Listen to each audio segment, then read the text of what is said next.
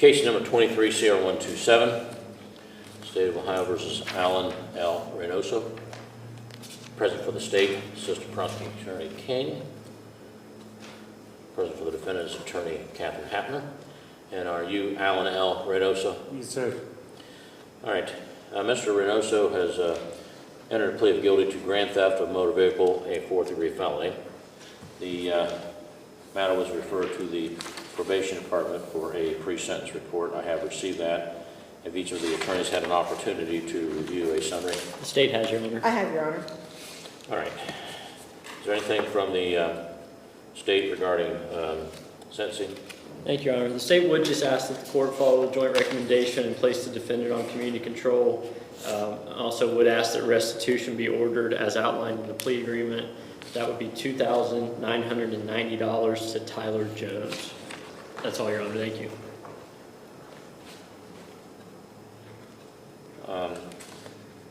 It was $2,990 to Tyler Jones. Yes, sir. All right. Ms. Hapner? Thank you, Your Honor. We also ask that you follow the plea agreement on the joint recommendation for community control. My client is perfectly willing to make the restitution. His only income is Social Security, so he would be more than happy to set up a payment plan to make this restitution. And we just ask that you follow that recommendation for community control. All right. Mr. Reynoso, anything you'd like to say? No, sir. So how much are you able to pay a month on restitution? About $125 a month. Okay. I get $900 a month on Social Security. All right. Also, the probation department referred you to be evaluated to TCN for substance abuse because you've been testing positive. Did you go undergo assessment? Yes, I did. Where was that? He sent me to Fairborn. All right. And are you in a treatment yet? No, not yet. What did they recommend? I haven't heard nothing yet. They said they were going to send the report to my probation. Did you sign a release for them to do that? Yes, Because I did. probation's not heard from them. Yes. When did you go? Been about 2-3 weeks now. Well, if you signed a release, they should have gotten it. Yeah, they were supposed to send one to you and one to the probation. And then I think Miss Hapner, because I gave him her name too. I'm assuming he'll need to report back to the probation department after today's sentencing, so I can certainly make sure that they have one and he can sign another one if there's an issue. Okay. Well, they don't have any proof of any assessments yet, so that's a problem. But all right. Well, Mr. Reynoso, I'm going to place you on community control for a period of 3 years. And the conditions of your community control are as follows. You'll be under the supervision of the probation department, and you'll be required to comply with these conditions. You'll obey all laws of all jurisdictions, conduct yourself in a law-abiding manner at all times, report when and as directed. You must be truthful in all statements you make to the probation department. You must keep them informed of your residence, place of employment at all times, may not change either without prior permission. You may not leave the state of Ohio at any time without prior written permission. You may not enter upon the grounds of any correctional facility, nor may you communicate with or attempt to communicate with any person who's an inmate in those facilities without prior written permission. You're not permitted to purchase, possess, own, use, or have under your control a firearm, ammunition, dangerous, ordnance, weapon of any other type. You're not permitted to purchase, possess, use, or have under your control any kind of a controlled substance, drug of abuse, CBD, oil, kratom, or any variant or analog of a controlled substance that has effects similar to those. Nor may you have any instrument, device, or thing that may be used to administer drugs, prepare them for administration, unless you have a lawful prescription. You must provide a copy of that within 24 hours of its receipt. To your supervising officer. You're to submit to drug testing when and as directed. You may not purchase, possess, use, or have under your control any alcoholic beverage, nor may be present in places where they're sold or being consumed, even if otherwise lawful. You're not to associate with anyone who has a criminal record, is a member of a gang or any other criminal group, or any person who has in the past or could in the future influence you to commit a criminal offense or violate these conditions. After the date of this order, you're not to marry or establish cohabitation, a common law marriage type relationship with another without written permission. You must report any contact with law enforcement or any arrest, citation, conviction, or other charge of violating the law not later than the next business day after that occurs. You must provide your supervising officer with financial information records so your ability to pay your restitution fees or costs can be reviewed. You're referred by the probation department for an evaluation or assessment for any type of treatment, therapy, counseling, training, or educational programming. You'll submit to that, and if there's any recommendation for programming, you'll enroll in and successfully complete that. You're to pay the court costs to make payment arrangements to do that. Pay restitution and monthly payments through the victim witness escrow account in the amount of $100 per month, beginning May 1 and monthly after that. And they will charge a processing fee, and you'll have to pay that. You will be assessed, because right now I'm since there's nothing in the record to prove what you said, I'm ordering you to be assessed for substance use disorder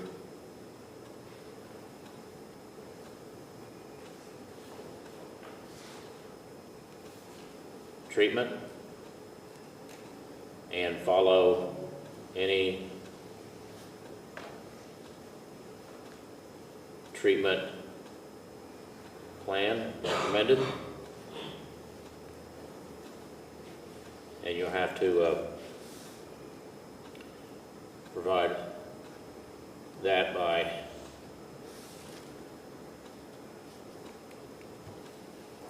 today is the 3rd, April 17th.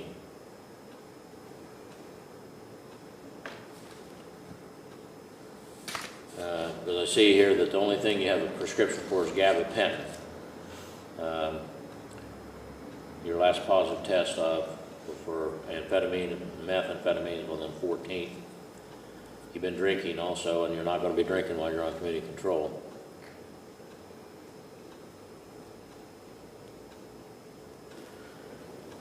Now, by being placed on community control rather than being sentenced to prison, you're deemed to have consented to a search without a warrant of your property, your person, your property, residence, vehicles, owned by you, used by you, or any other property place where you're found at any time by any officer of the probation department.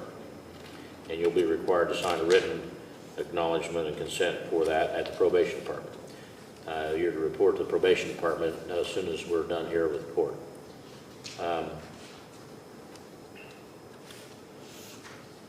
You're ordered to pay restitution in the amount of $2,990 to Tyler Jones.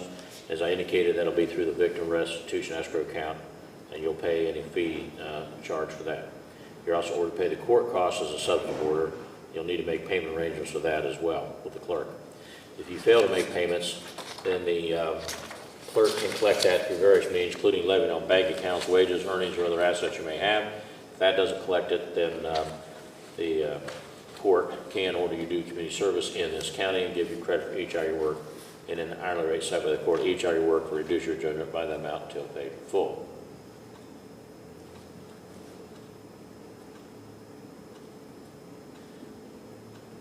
Now, in the event that it's alleged that you have failed to comply with these conditions, the probation department will file a written notice that with the court. There will be you'll get a copy. There will be a hearing. You'll be entitled to have an attorney. If the outcome of that hearing is that you have failed to comply, then the court can revoke your community control and sentence you to a term of between 6 and 18 months imprisonment and fine you $5,000. If that happens, upon completion of that prison term, the law provides that the Adult Parole Authority could put you under post-release control for a period of up to 2 years. And if they do, and you violate any of those conditions, they could return you to prison, make you serve an additional period of time of up to 1/2 of the prison term for one or more violations. But if you commit a new felony, then in addition, whatever sentence the judge in the new case could impose upon you, that judge could also sentence you for committing that offense while under post-release control, in this case, to an additional period of a year. Whatever time is left on that period of post-release control, whichever is greater, if that occurs, that must be served consecutively to the sentence in the new case. Also, if your probation or community control is revoked because you are convicted of a new offense and you felony offense and you're sentenced to prison, on that case, that sentence and this sentence could be, in this case, could be ordered to be served consecutively to one another. I'll also tell you in regard to the court costs, if you don't make the payments and they refer to collections, collections can charge an additional 30% above and beyond that. So it would cost you money if you don't make your payments. Now, Mr. Reynoso, you've been a little bit spotty in your compliance with pretrial supervision. You need to understand this. You're going to do what I tell you. You may not think you'll have to because you're in Springfield and we're down here. But, it won't be hard for us to get you. And if you don't comply, if you don't get your treatment assessment to them, then I'm not buying your story. These people know, they deal with courts all the time. They have consents and they send stuff to them. We get them within 24 hours usually. So, and I'm familiar with TCN. So, you need to make sure if they've dropped the ball that they get it. And if you haven't been there, then, and you've lied to me, then I'm probably going to see you back here. And that's not going to go good for you. And if you don't make a restitution, it's not going to go good for you. Because with your record, you should be in prison. But the state's recommending you get probation. I'm agreeing to it because I want to see the victim compensated. But you need to understand that in this county, we do enforce probation. I don't know what your experience has been in other places, and it seems to me that during the pendency of this case, you've kind of thought, well, it's okay, if it's convenient for me to get down there, I'll get down there. If I can't make it, I won't. We picked you up because you didn't. So just understand, when I tell you to do something, I mean it. And if you come back here, there's a good chance you're going to end up going to prison. All right. Anything further, counsel? No, Your Honor. No, Your Honor. And you go right down to probation and sign that release form. Please rise. Just go down to probation, sign it. Just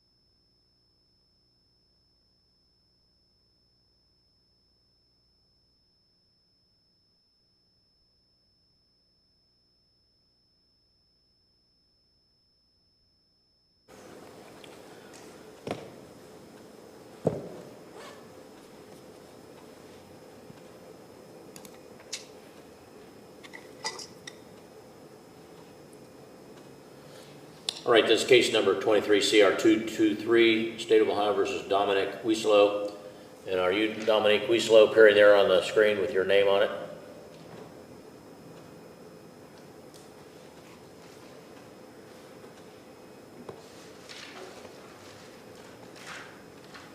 Apparently having some audio problems. All right, I cannot hear anything. Can you hear me, Mr. Wieslow? No, they can't hear me either. Can you guys hear me? Yes. Yeah. They might just need to turn their volume up. Yeah, well, they can't hear me, so. Can you turn up your volume there?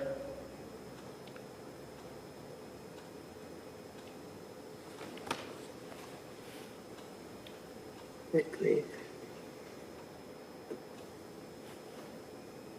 Can you hear me, Mr. Wieslow?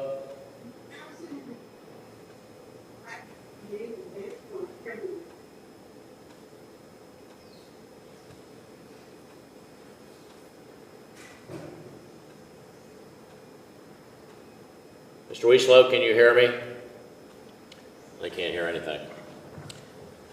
I just sent him a message to turn up their volume and unmute himself, but I don't know if All he's right. seen it. Hey, Dan. I can't, I think. Okay. He said volume is not working. Well, they're going to have to relog. It's their problem. We can hear each other. I'll send them a chat and tell them to sign off. Yeah, I just sent him a message in the chat to sign out and sign back in.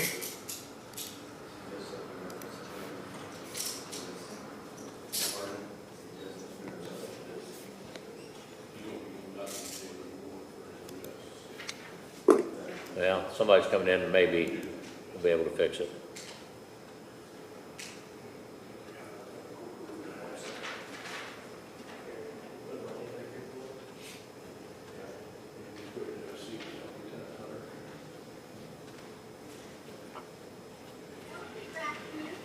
Oh, there we go. All right, can you hear me all right now? Yes, I'm sorry about that. Thank you. All right. Case number, this is case number 23 CR 223, State of Ohio versus Dominic Wieslow. Mr. Wieslow is appearing by Zoom. His attorney is Sarah Barger, and representing the state is prosecuting attorney Collins. Ms. Barger, is you and your client both in agreement this matter can be conducted by Zoom rather than an in-person appearance? Yes, Your Honor. And you're all right with that, Mr. Wieslow? Yeah, yes. All right. Defendant is charged with one count of aggravated possession of methamphetamine, a fifth-degree felony. There was a motion filed for intervention in lieu of conviction, and the court ordered a report for that. Do have proof that he's in a in counseling center in the residential program, and that he does appear to be otherwise eligible. And I have then been presented with a plea of guilty form indicating that you're going to plead guilty to the charge, Mr. Wieslow, and be referred to the diversion or to the intervention in lieu of conviction program. Now, first of all, I'm going to hold up to the camera the first page of the document that's entitled Plea of Guilty and Entry Granting Intervention, etc., and ask if you recognize that. Yes. All right, and then on page 3, there are signature lines. This looks like it was mailed back as darkened, so, but anyway, there's a sentence that reads, I enter this plea voluntarily. Right below there is a signature of defendant and the date 3/7/24 next to it. I'll hold that up to the screen. Is that your signature there? Yes. And you signed this then on the 7th of March? Yes. All right. Now,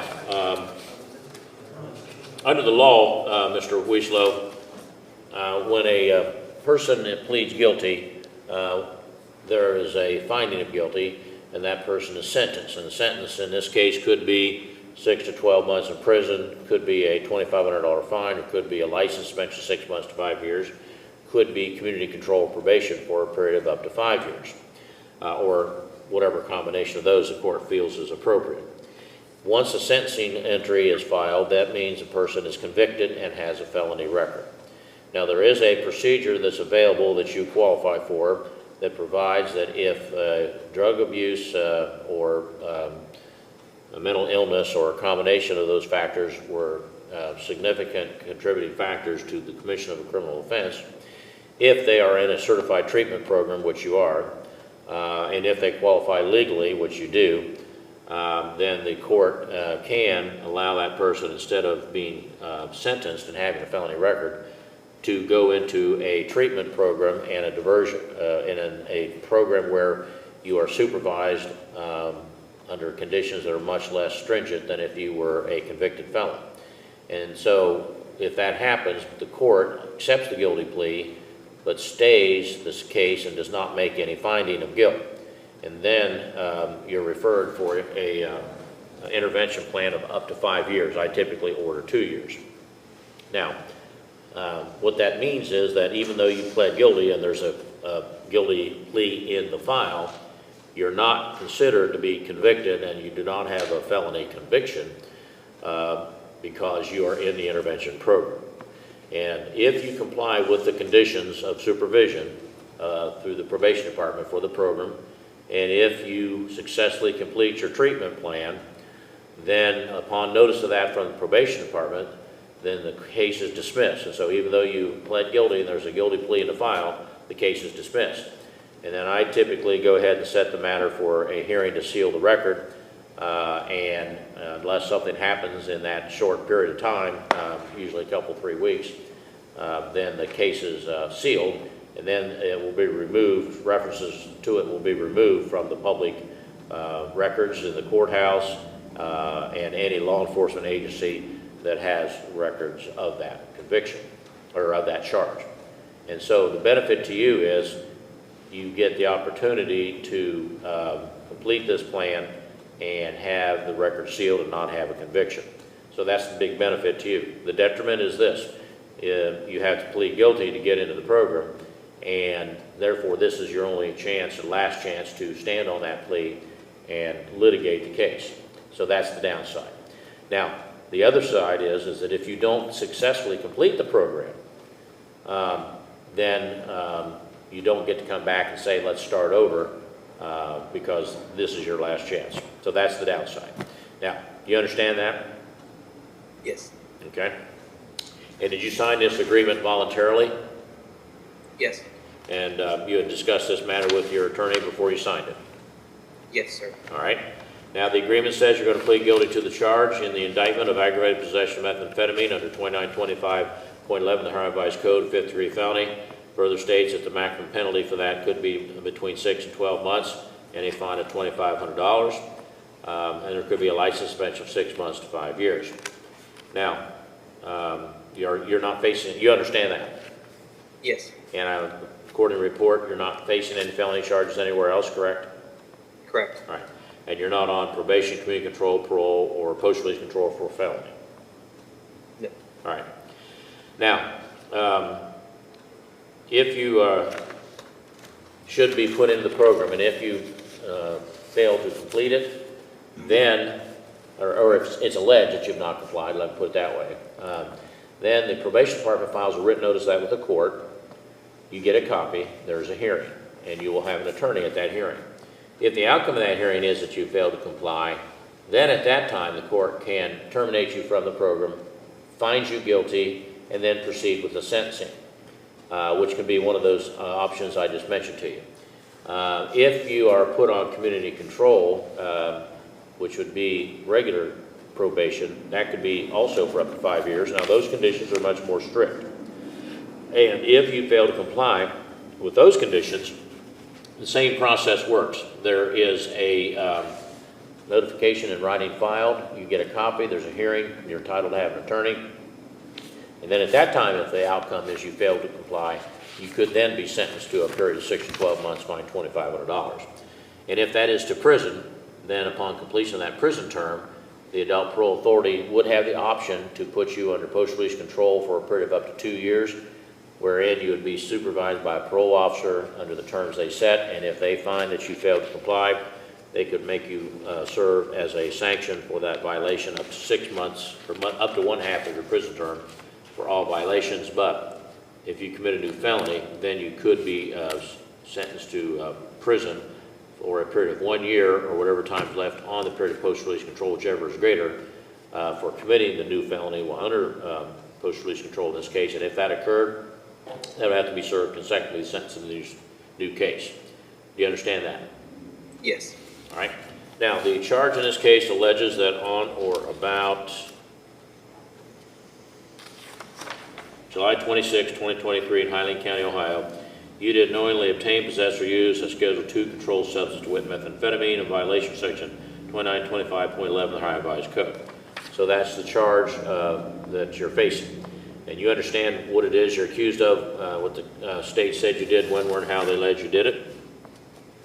Yes. Have you discussed the nature of that charge, the evidence in the case, possible legal issues in the case, possible defenses you might try to raise in trial, and possible outcomes of a trial with your attorney? Yes. Are you satisfied with their advice and competence in the matter? Yes. Are you under the influence of any types of drugs or alcohol at this time? No. Has anyone threatened you to make you plead guilty here today? No. Now, other than entering a plea of guilty and being recommended for intervention, has anyone promised you anything other than that to get you to plead guilty? No. And do you hold any license or certification from any state governmental agency that regulates any occupation or profession in this state? No. Yeah, it's gotten real dark up here. Okay. Now, because this is your last chance to stand on a not guilty plea, it's required that the court give you a full explanation of your rights. First of all, you have right to counsel. Ms. Barker was appointed to represent you, not simply to work the case out, but provide any defense that could be available to you under the law that you'd like her to provide. So, if you decide you don't want to do this, that you want to defend against the charge, she'll continue to represent you and provide that defense, including a trial, if that is what you want. You understand that? Yes.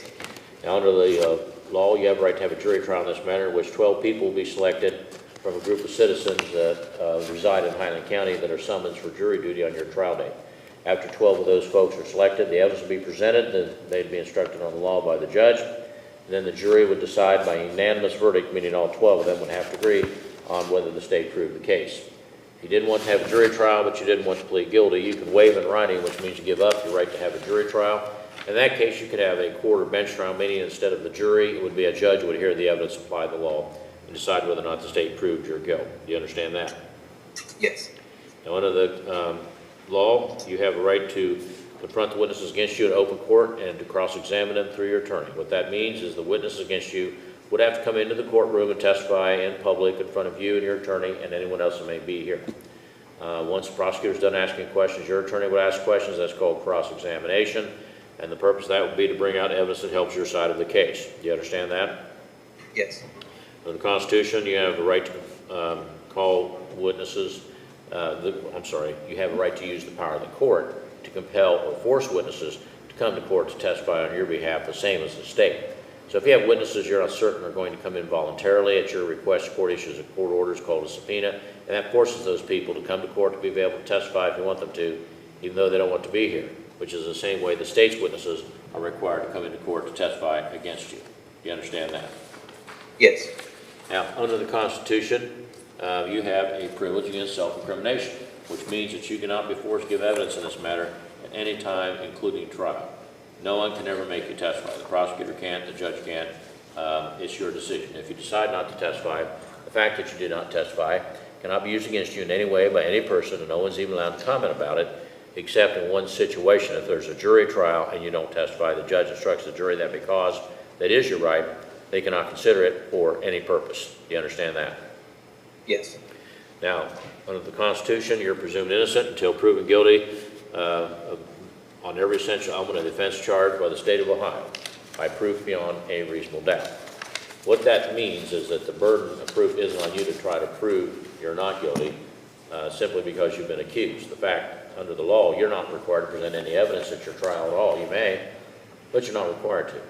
But whether you do or not, Burden of proof will remain upon the state of Ohio to prove your guilt on every essential element of the offense charged by proof beyond reasonable doubt, which is the highest burden of proof that's known under the law.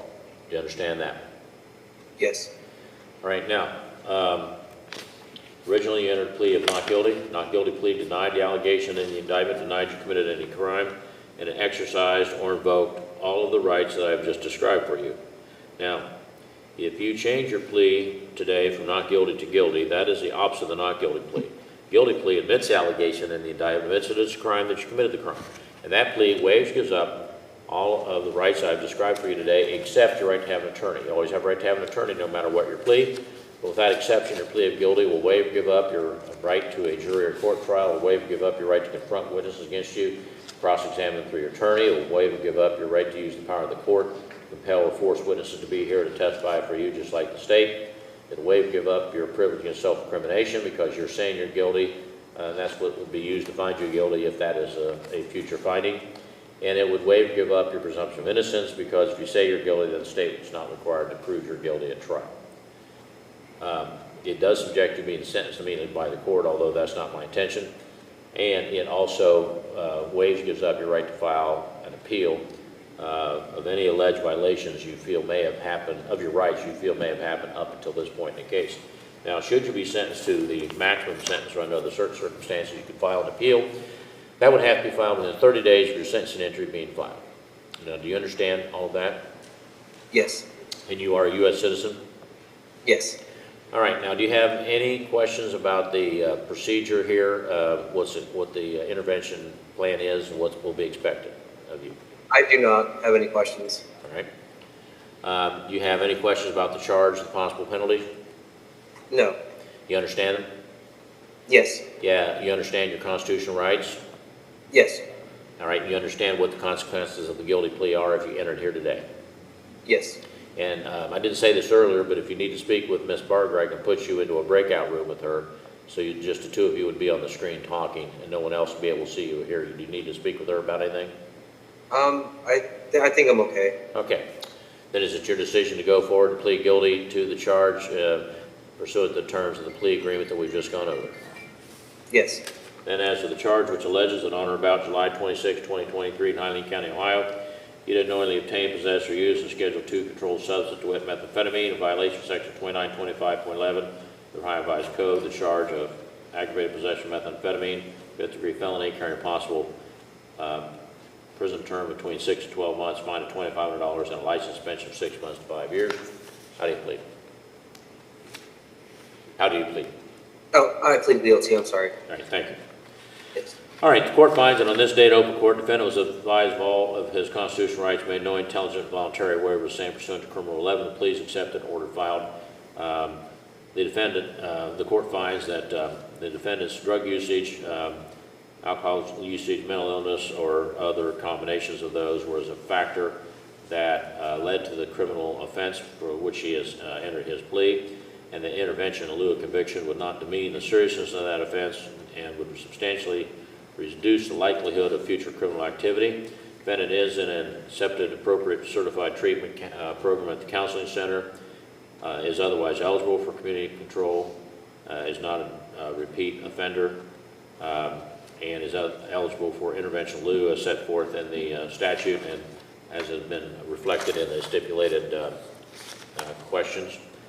And therefore, it's ordered that the defendant's plea of guilty be accepted. However, there will be no finding of guilt, and at this time, the court will stay all further proceedings. The defendant is placed on community control under the supervision of the probation department for a period of 2 years under the conditions that have been approved by the court for this program. The defendant successfully complete the intervention plan, including the requirement that you abstain from using any drugs or alcohol for a period of at least 1 year, except for prescribed drugs, lawfully prescribed drugs, in which case you must provide a copy of that prescription to the probation department. Defendant is required to comply with all the terms, conditions for the program, which will be provided to him by the probation department. In the event that the defendant successfully completes the intervention plan and obeys all other conditions, then the court will thereafter, upon notice of that, dismiss the case and set the matter for a sealing hearing. and seal the record if there's no other impediment to that. The defendant shall pay the court costs, including the additional $50 that's required for the sealing of a successful completion. Now, in the event that the probation department feels that you're not compliant, they will notify you of that in writing. There will be a hearing. You'll be entitled to have an attorney. It will be represented by an attorney at that hearing. If the outcome of the hearing is that you have failed to comply, then at that time the court can revoke the intervention, find you guilty, and then sentence you to 6 to 12 months and fine you $2,500 and suspend your license for 6 months to 5 years. I'm adding that to this form.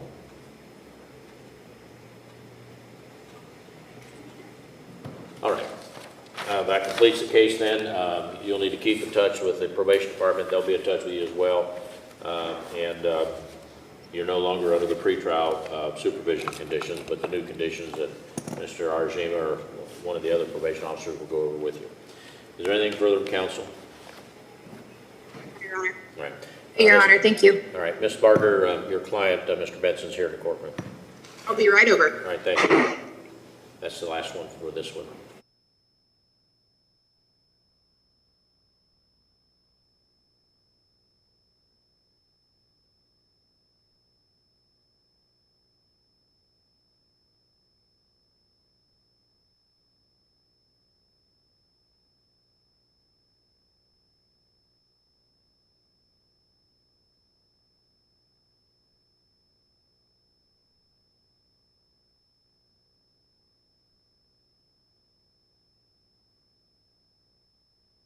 For miscellaneous 0013 in a matter of Jessica Lee Colville, application for certificate of qualified employment, and you are Jessica Lee Colville, formerly Burns. Correct. All right. This is as indicated, a petition for certificate of qualified employment that was filed on February the 5th. The court sent out notices to all of those entities required by statute to be notified of the application and for the opportunity to comment about it. And I did receive, I believe,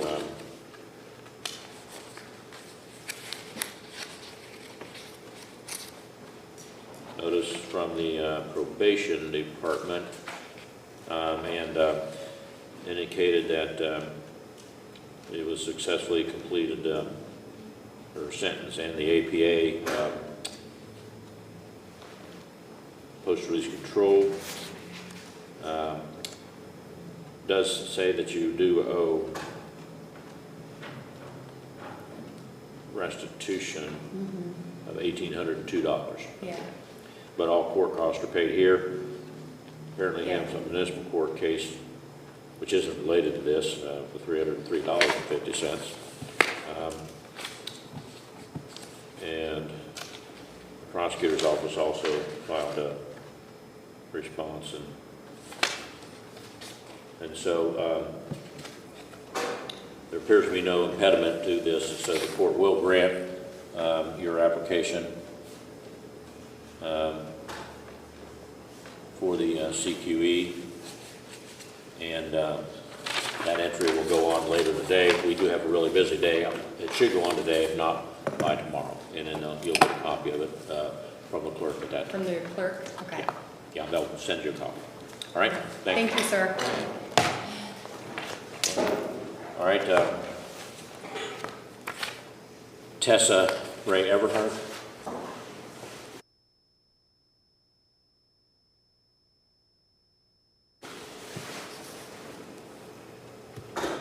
All right, just case number 24, miscellaneous 018, in the matter of Tessa Ray Everhart, application for a certificate of qualified employment.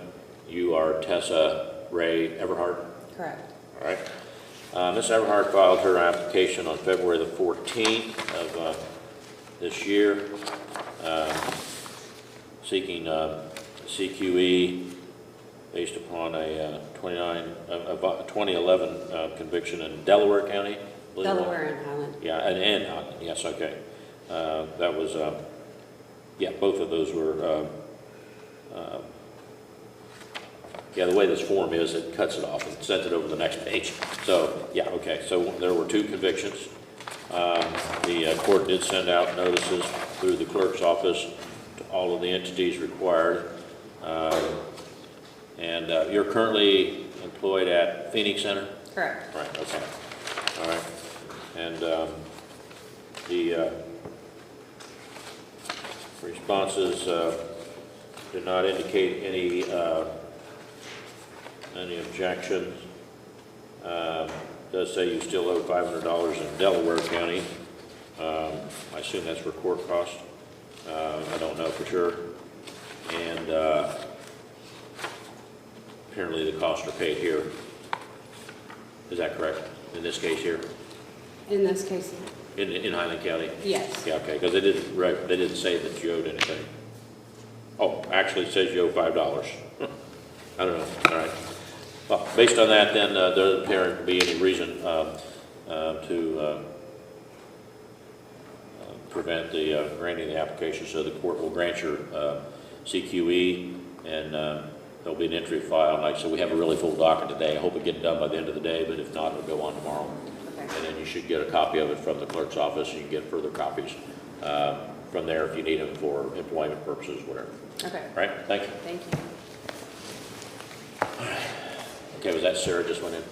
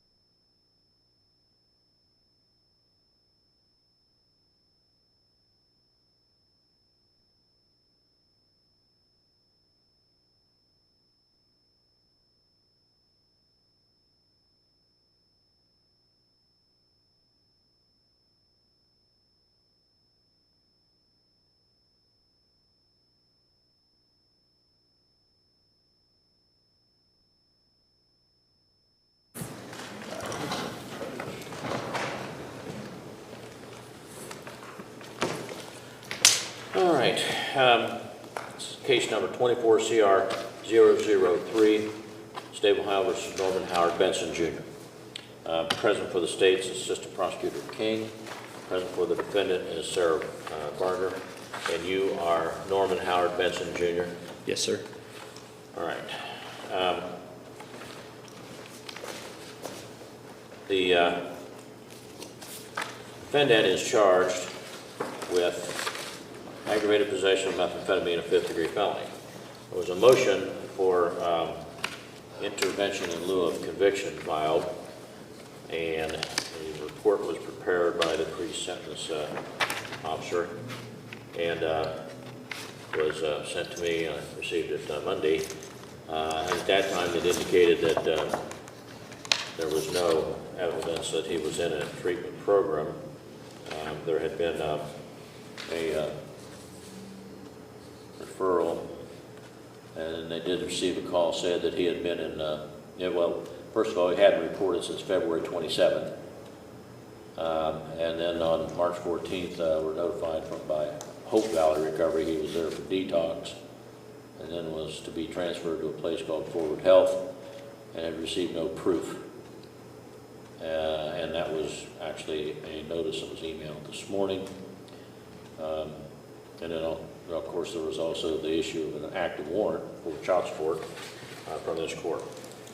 Now, I have received, I don't know who brought it to me, Forward Health. Did that come from your office? Or? Yes, Your Honor. I emailed it yesterday. Okay. And it looks like yesterday afternoon, Mr. Arjima did forward a report from them. Let's see here, Forward Health, Ohio, Groveport, Ohio.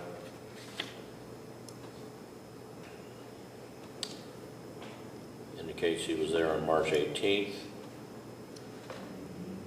Scheduled to end April 18th.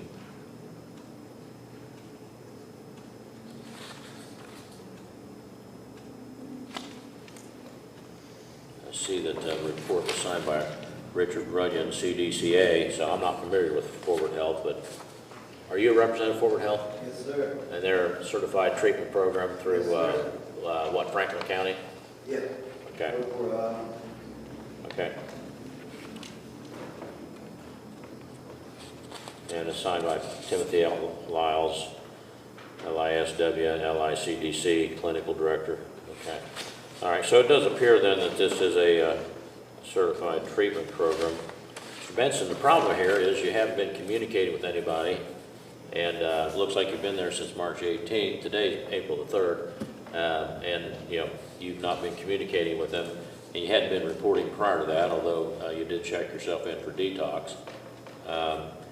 And I don't know what date you were there at the probation department, but at that time, I know you were told to get to be evaluated. And actually, what I'm seeing here is that, oh, okay, I've forgotten this. You were scheduled for an assessment at Recovery Council on March the 6th.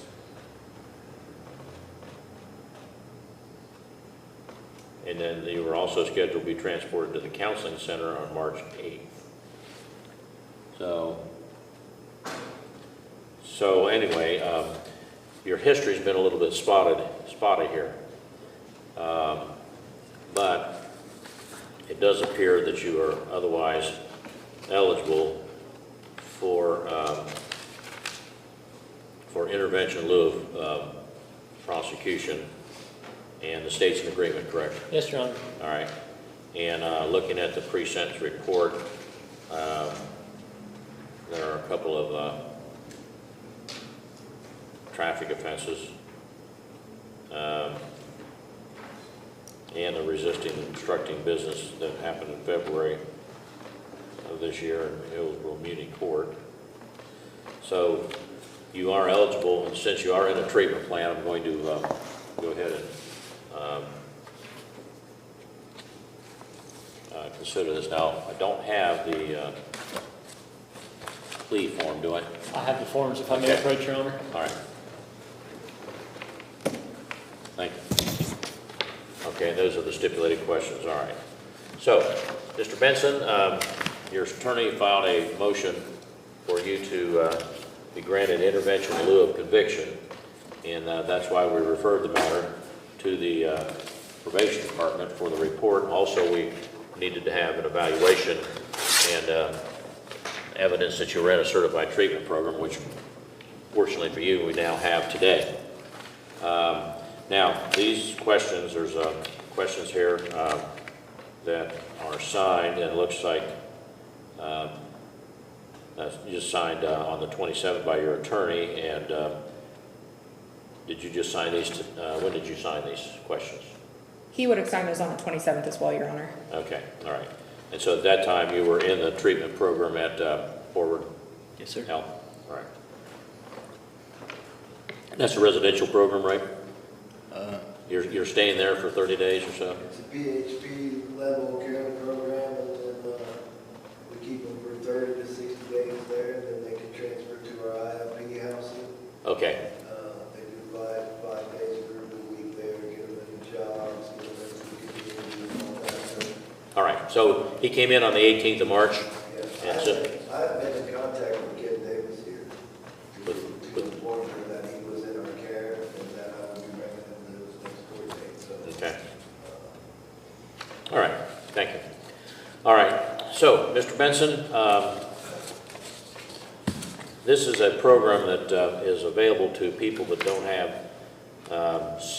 any significant criminal history, and in this court for first offenders, which it appears you are for felony purposes. Normally, if a person pleads guilty to a felony, they are sentenced, and a sentence could be for this, a term of 6 to 12 months incarceration, could be a fine of up to $2,500, could be a license suspension of between 6 months and 5 years, could be community control, which is probation for 5 years.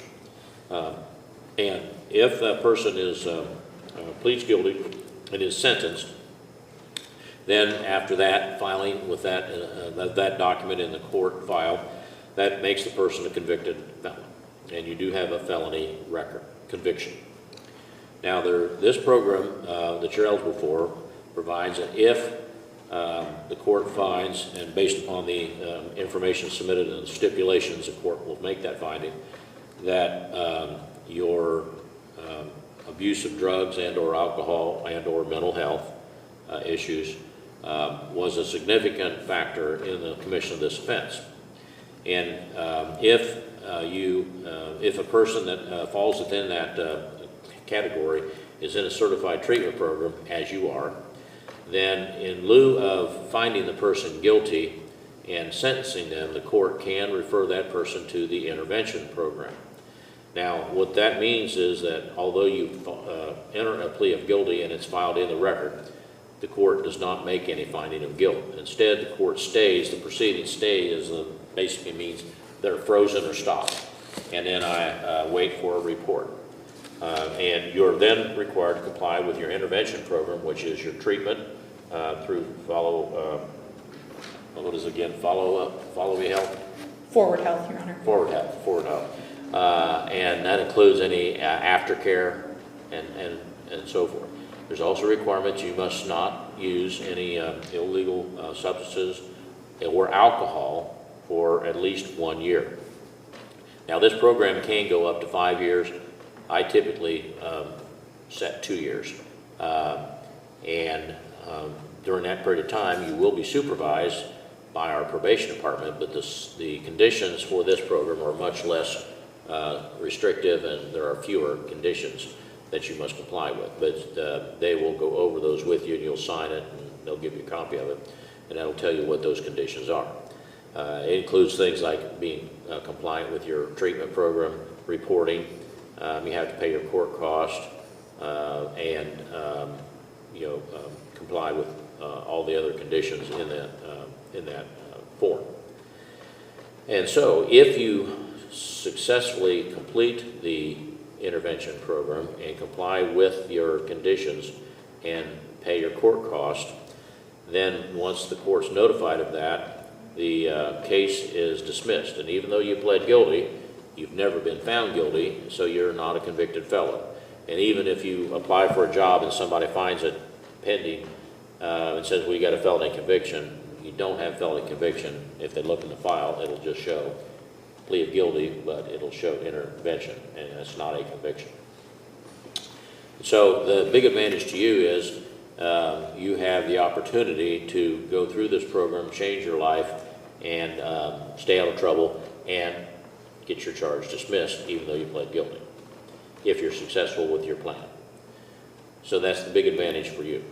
Now, the downside is this. You don't get to try the plan, and if it doesn't work, come back and say, well, you know, I gave it a shot, now let's have a trial.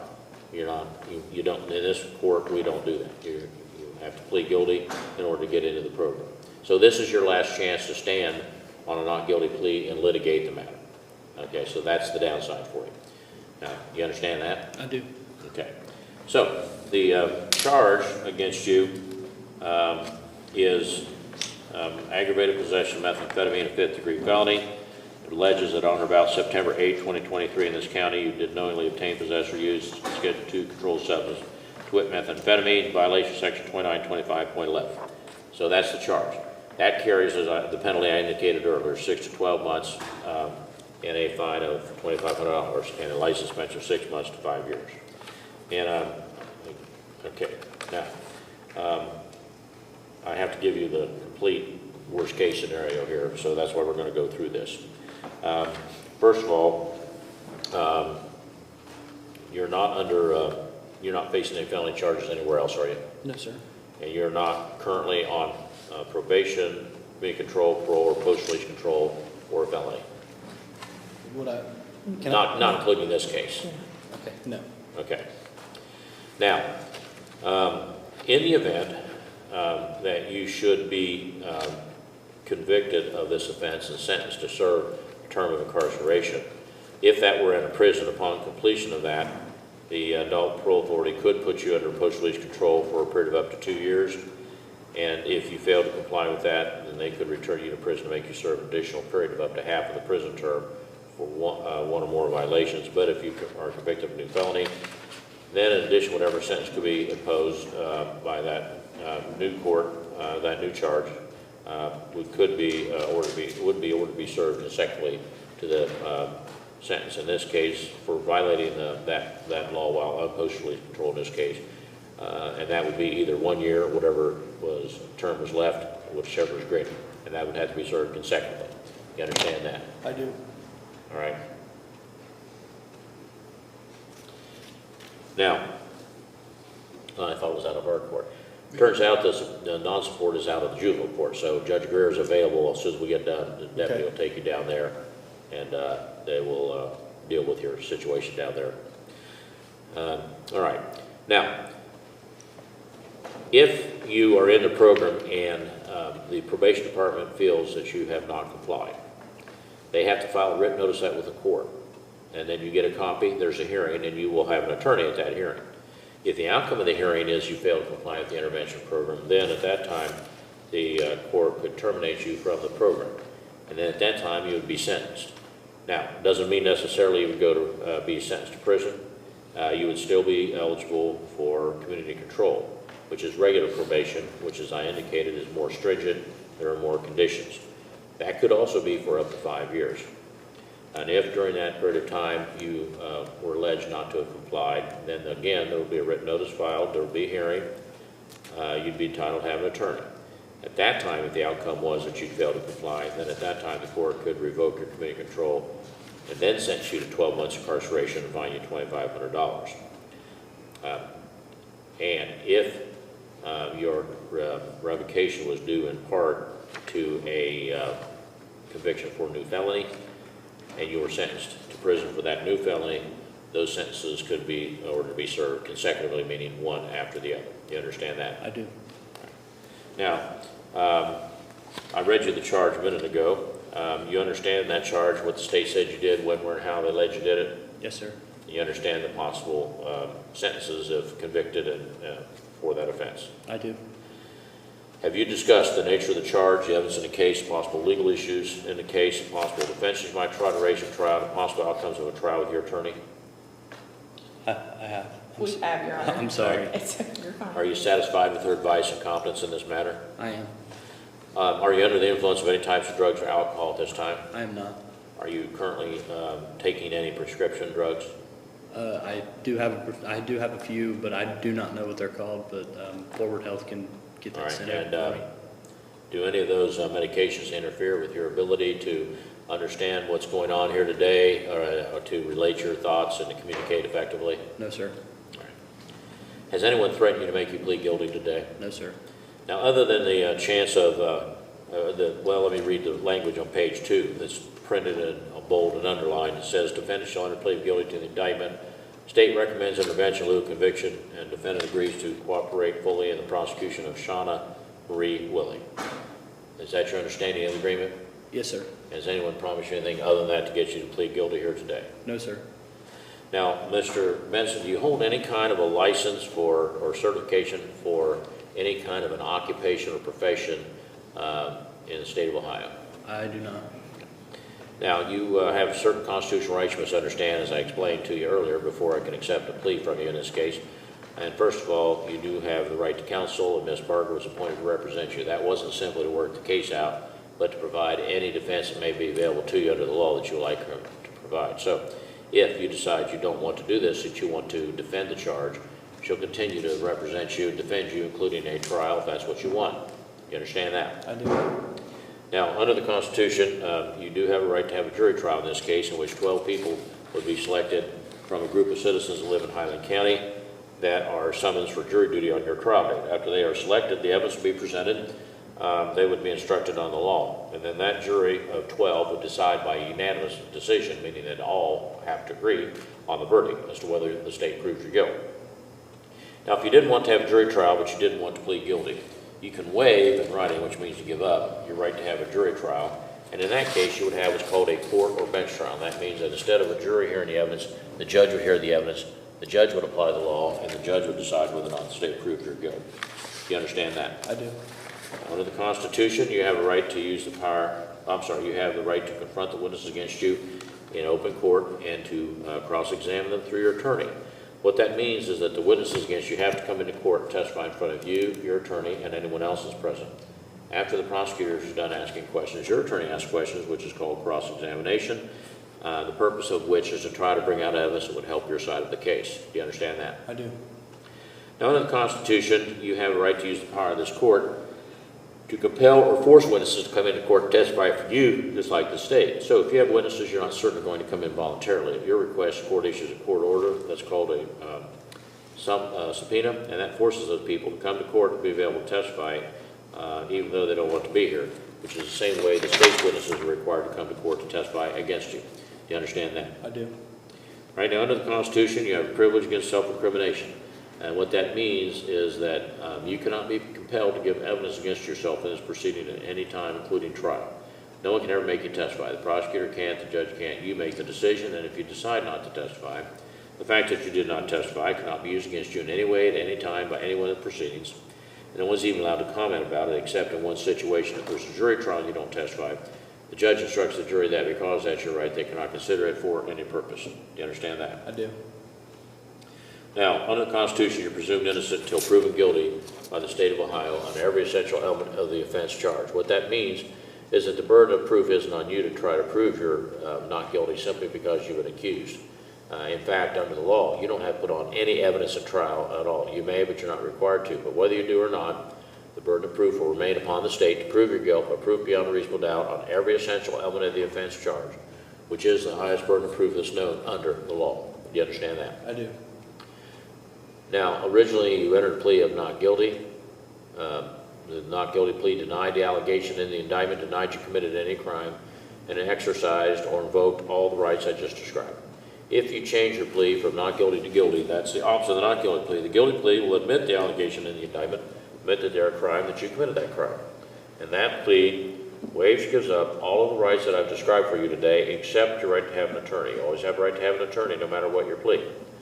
But with that exception, your plea of guilty would waive and give up your right to a jury or court trial.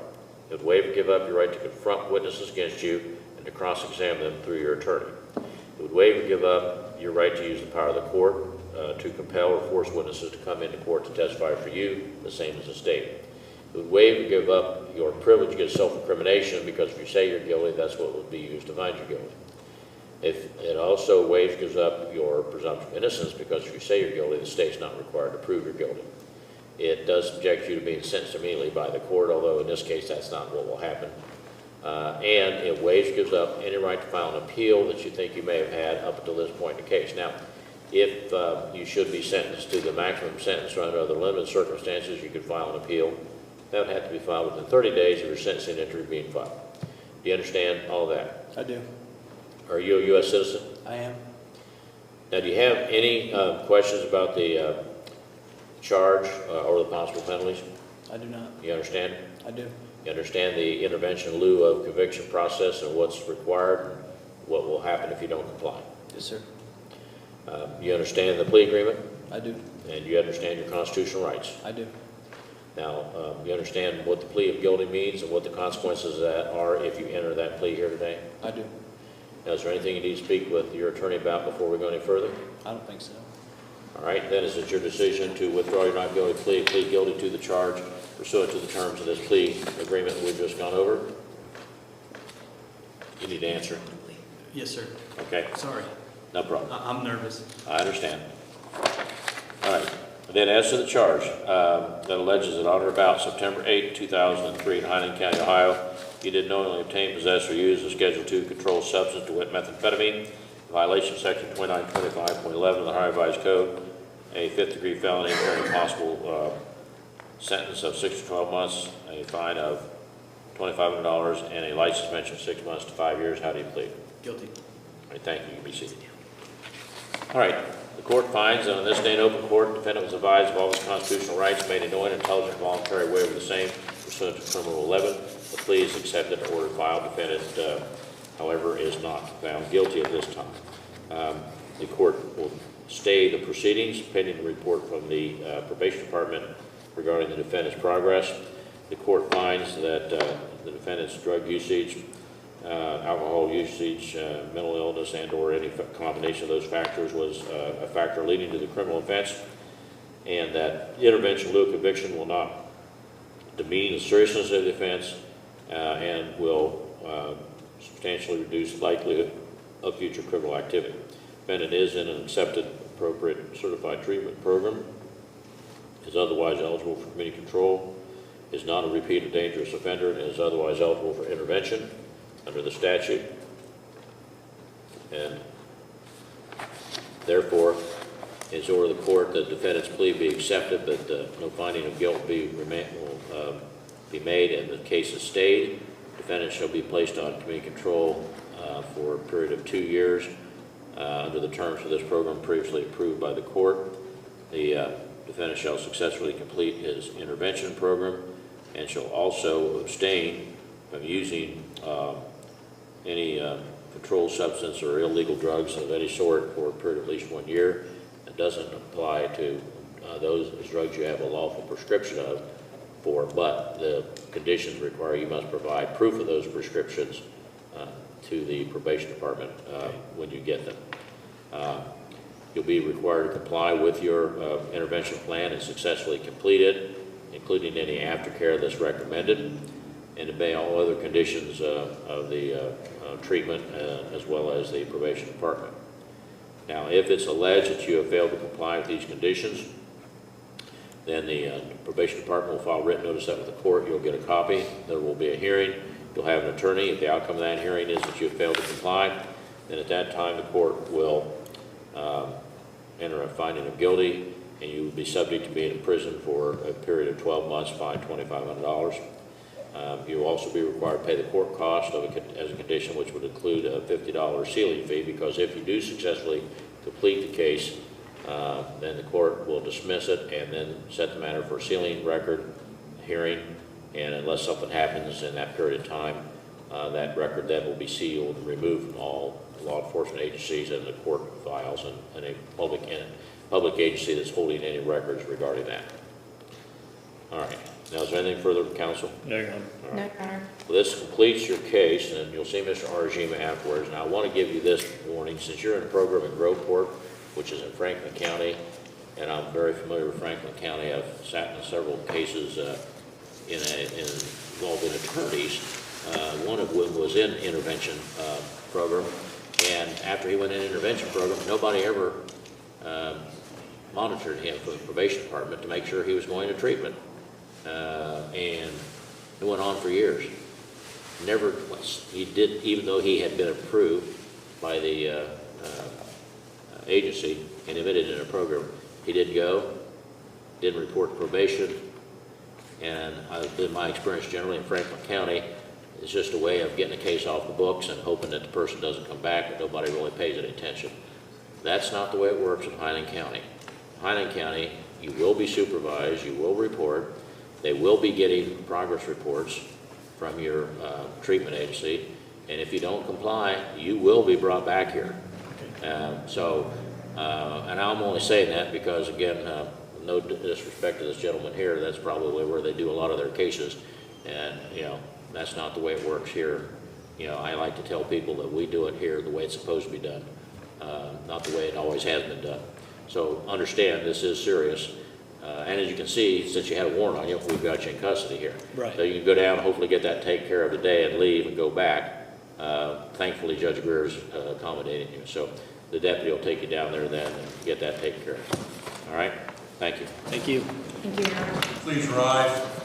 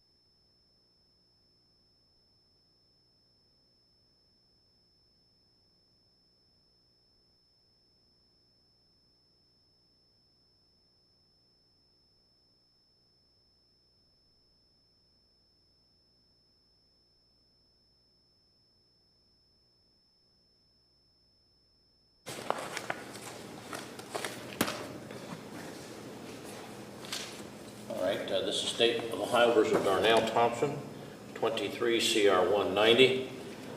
Present for the state's Assistant Prosecutor King. Present on behalf of the defendant is Attorney William Armentrout. And are you Darnell S. Thompson? Yes, sir. Right. Let's see here. Mr. Thompson has entered a plea of guilty.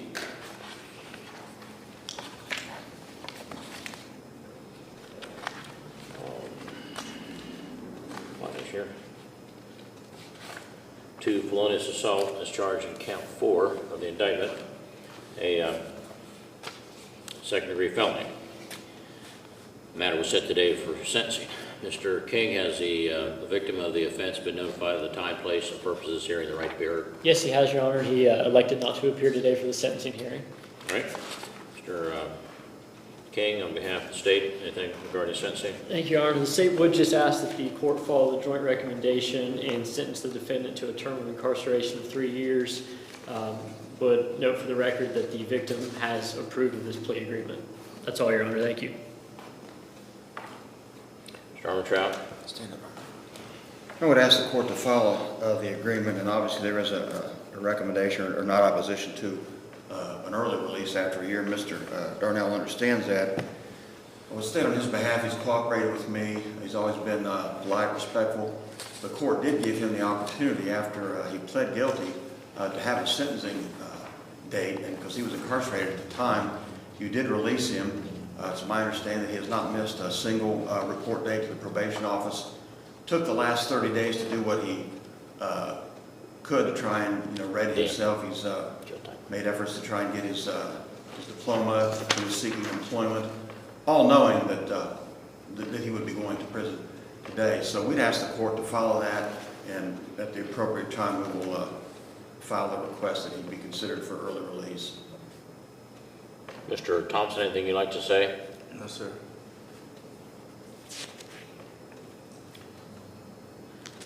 I'm putting a note in the file here so that I'll remember it, that you did show up after your release. I very rarely grant these because we have a very high incident of people not showing up. So the fact you showed up does have some merit for your request for judicial release. So that's why I want to make sure that it's in my file, so when a motion comes up, that when I check this, I'll see that. It's the order of the court then that you be sentenced to a term of 3 years in the Correction Reception Center in Orion, Ohio. And according to the sheriff, you were arrested on the 11th of January and released on the 8th of March. Is that correct? Yes. All right. So that would be 58 days of jail time credit. Now, and of course, judicial release, as I explained to you, is not guaranteed. And that's the reason I explained this to you, that if you should serve the entire sentence and not be granted judicial release, or be granted and be in violation and go back, in any event, if you serve your complete prison term, well, let me back up. The 3 years is a minimum set by the court because at the completion of 3 years, if you don't have your judicial release, then they could extend that term by up to 1/2. And so that could be up to 4.5 years. Once you complete the sentence, regardless of whether you have judicial release or not, and go back, but if you complete the sentence, then upon completion of that sentence, it is required under the law that you be put under post-release control supervision under the Adult Parole Authority for at least 18 months up to a maximum of 3 years. And if during that period of time you violate those conditions, then they can return you to prison, make you serve an additional period of up to 9 months for any one violation, up to a maximum of half your prison term for all of the violations. However, should you commit a new felony, then in addition, whatever sentence a judge in the new felony case could impose, that judge would also be authorized to sentence you for committing that offense while under post-release control. In this case, to an additional period of a year, whatever time is left on that period of post-release control, whichever is greater. If that occurs, that has to be served consecutively to the sentence in the new case. You're also ordered to pay the court cost, which judgment, grant, and execution is ordered. And if you do not do that, then the clerk can collect that through various means. including levying on bank accounts, wages, earnings, or other assets you may have. If that doesn't collect it, then on completion of your sentence, not while you're in prison, but after you're released, you could do community service in this county, and the court will give you credit for each hour you work in an hourly rate set by the court. Each hour you work will reduce your judgment by that amount until paid in full. There's no restitution, correct? Correct. All right. All right, is there anything further from council? No, Your Honor. All right, you're remanded to custody, Mr. Thompson. Thank you. Step back, Lieutenant Hunter, please. Matter of fact, Your Honor. You may.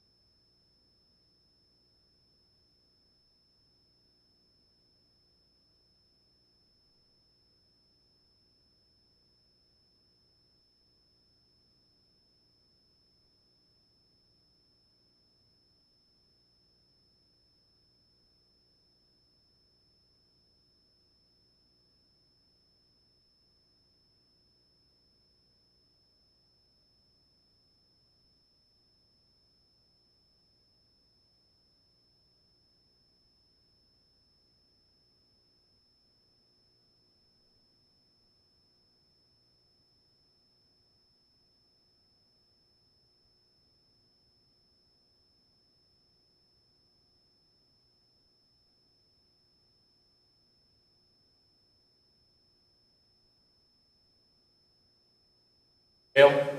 Yes, sir. All right. It's case number 23. Tim, I didn't know Danny Burr. Whoever the Zoom user is, mute yourself, please. When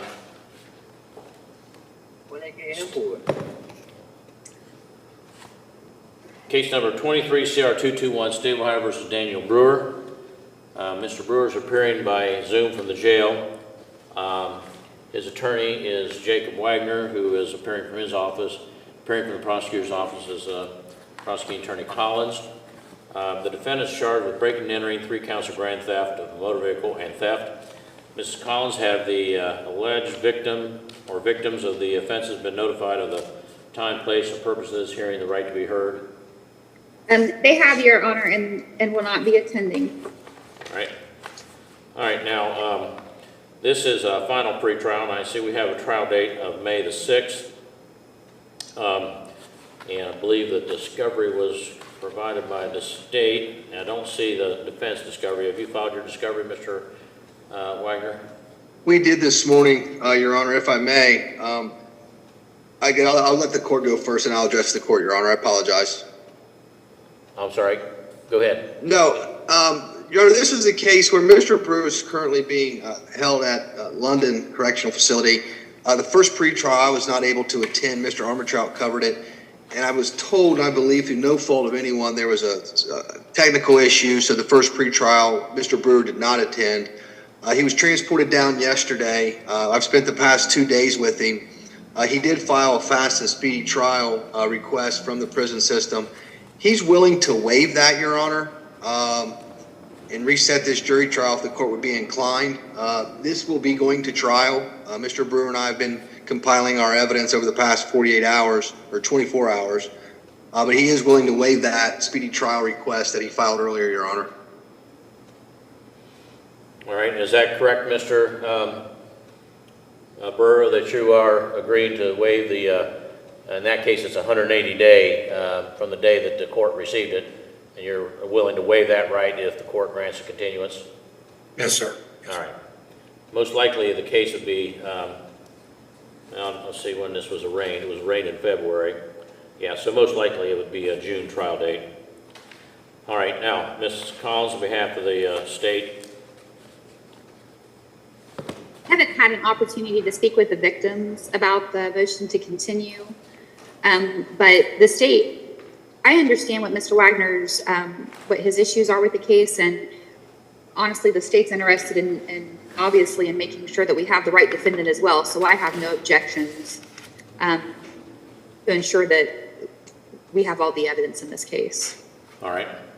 And I have some more information, Ms. Collins, that I've dug in the past several hours that I'll bring over to you by tomorrow.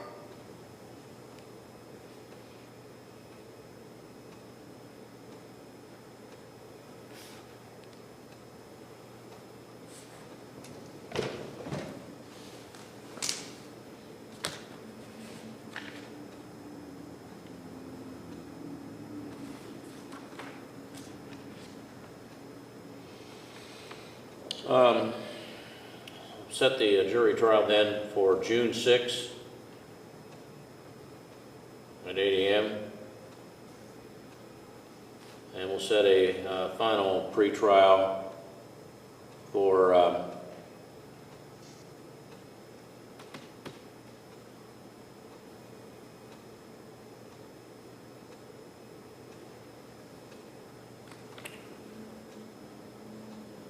May the 16th at 1 p.m.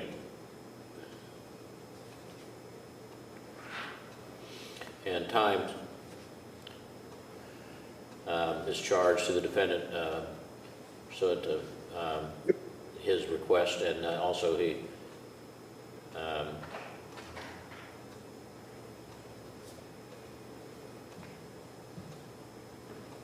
the time on his speedy disposition is also continued.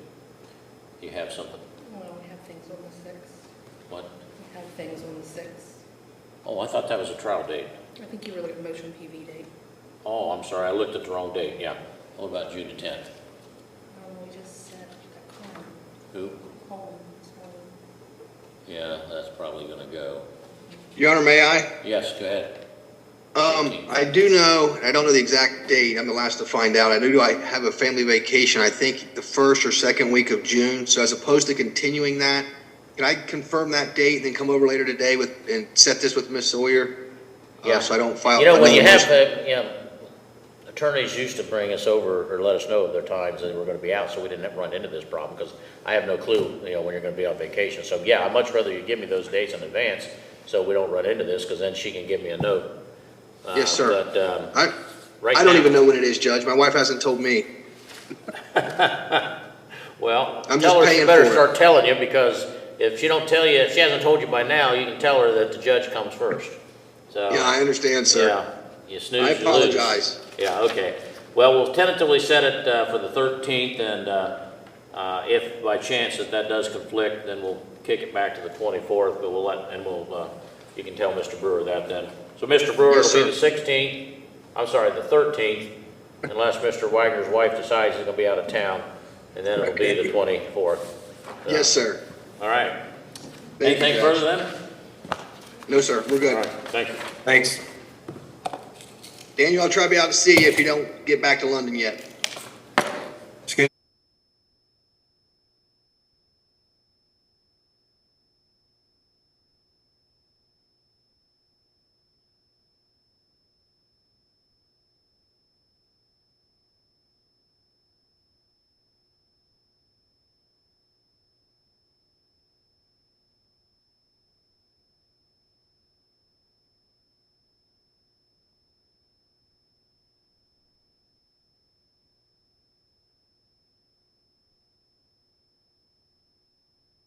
No.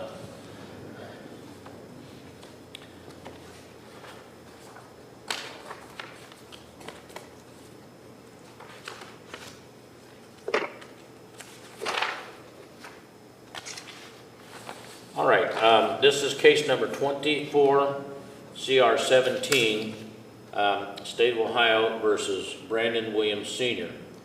And are you Brandon Williams Sr. appearing there from the jail? Yes. All right, this hearing is being conducted by Zoom. Mr. Williams' attorney is Dennis Kirk, appearing from his office, appearing from the prosecutor's office, Prosecutor Collins. The defendant is indicted on a one count of theft, fifth-degree felony. Mrs. Collins, has the alleged victim of the offense been notified of the time, place, and purpose of this hearing, the right to be heard? They have, Your Honor, and they are not attending. All right. I have before me a plea of guilty form, which indicates that Mr. Williams is going to plead guilty to the charge. So, Mr. Kirk, are you and he both in agreement that this matter can be conducted by Zoom rather than an in-person appearance in the courtroom? Yes, Your Honor. And are you all right with that, Mr. Williams? Yes, sir. All right. If at any time you would like to ask your attorney a question or need to talk to him, since you're not seated next to him in the courtroom, you tell me, and then I will put you and him into a breakout room where it'll be just the two of you on the screen talking. No one else will be able to see you or hear you, and the deputy will step out of the room so your conversation is entirely confidential, okay? Yes, sir. All right. Now, Mr. Williams, I have this plea of guilty form. It says you're going to plead guilty to the charge. You're going to hold the first page up to the camera so that I can show that to you. And do you recognize that agreement there, page 1? Yes, sir. All right, and on page 3, there's a line about halfway down that says, I enter this plea voluntarily. Below that appears to me to be signature Brandon Williams. I'm going to hold that up to the camera and ask you if that is your signature there. Yes, sir. When did you sign this, Mr. Williams? Today. All right, when you signed it, did you understand that it's an agreement to plead guilty, which means there's not going to be a trial, and the next step in your case would be a sentencing hearing? Yes, sir. Would that done today, right? Okay. I'm sorry? Sentence today, right? That's what it says, yeah. Yes, sir. Okay. All right. Now, before you signed this, did you talk to your attorney about it and have him explain to you the terms of it and answer any questions that you might have? Yes, sir. And do you feel you had enough time to fully consider the matter before making the decision to sign this document? Yes, sir. And did you sign this document, and are you proceeding with the plea today voluntarily? Yes, sir. All right, so as I indicated, the agreement says you're going to plead guilty to the charge of theft under 2913.02A1, third-degree felony. Further states that you understand that the penalty for that could be 6 to 12 months in prison and a fine of $2,500. You understand that? Yes, sir. Are you facing any other felony charges in any other jurisdictions at this time? Not that I know of. Well, All right, are you on probation, community control, parole, or post-release control for a felony? no, sir. No, sir. I'm sorry, Ken? Judge, You said said it again? Are you on probation or community control or Yes, sir. post-release control or for a felony? Yes, sir. I'm on probation. All right, in what county? And Warren and Montgomery, but they were I haven't been out on the streets to start them. They gave me the probation, then I had a holder, had to go to Warren. Okay. Yes, sir. Yeah. All right. But I haven't started any of the probation, but I guess technically I would be. Okay, so, Mrs. Collins, Mr. Kirk, your agreement discharge is not going to affect those cases as far as a revocation then, to your I knowledge? don't know. I don't know what the status of those cases are. I think Okay. there's another county as well, Ross County. Okay. Um, Well, let me explain this to you, Mr. Williams. I have to be, not to cut you, I'm sorry, Your Honor. I have to be returned to Ross County after being sentenced here today. Okay, gotcha. All right. That's is that what Ms. Collins is speaking of? Yeah, well, the reason I bring it up is if you should be convicted of more than one offense and sentenced to prison, then the sentences in the other counties could be ordered to be served consecutively to this one. That's the only reason I bring that up, okay? So you understand that? So you're telling me that you're running my time consecutive? Only if the other counties would do that. I am here, if you are sentenced to prison, you know, our prison term is what it is. But Yes, if you sir. should then be sentenced to prison from any of these other counties, they could order their sentences to be served consecutively. Yes, So sir. I don't know what they're going to do, Yes, sir. but it would be up to them. I just need you to understand that that's a possibility. I don't have any control over that. Yes, sir, Your Honor. Okay. Now, if you are sentenced to prison for this offense, if you plead guilty, once you complete the prison term, it is possible the Adult Parole Authority might exercise the option to put you under post-release control supervision for a period of up to 2 years. You'd be supervised by a parole officer in the terms they set.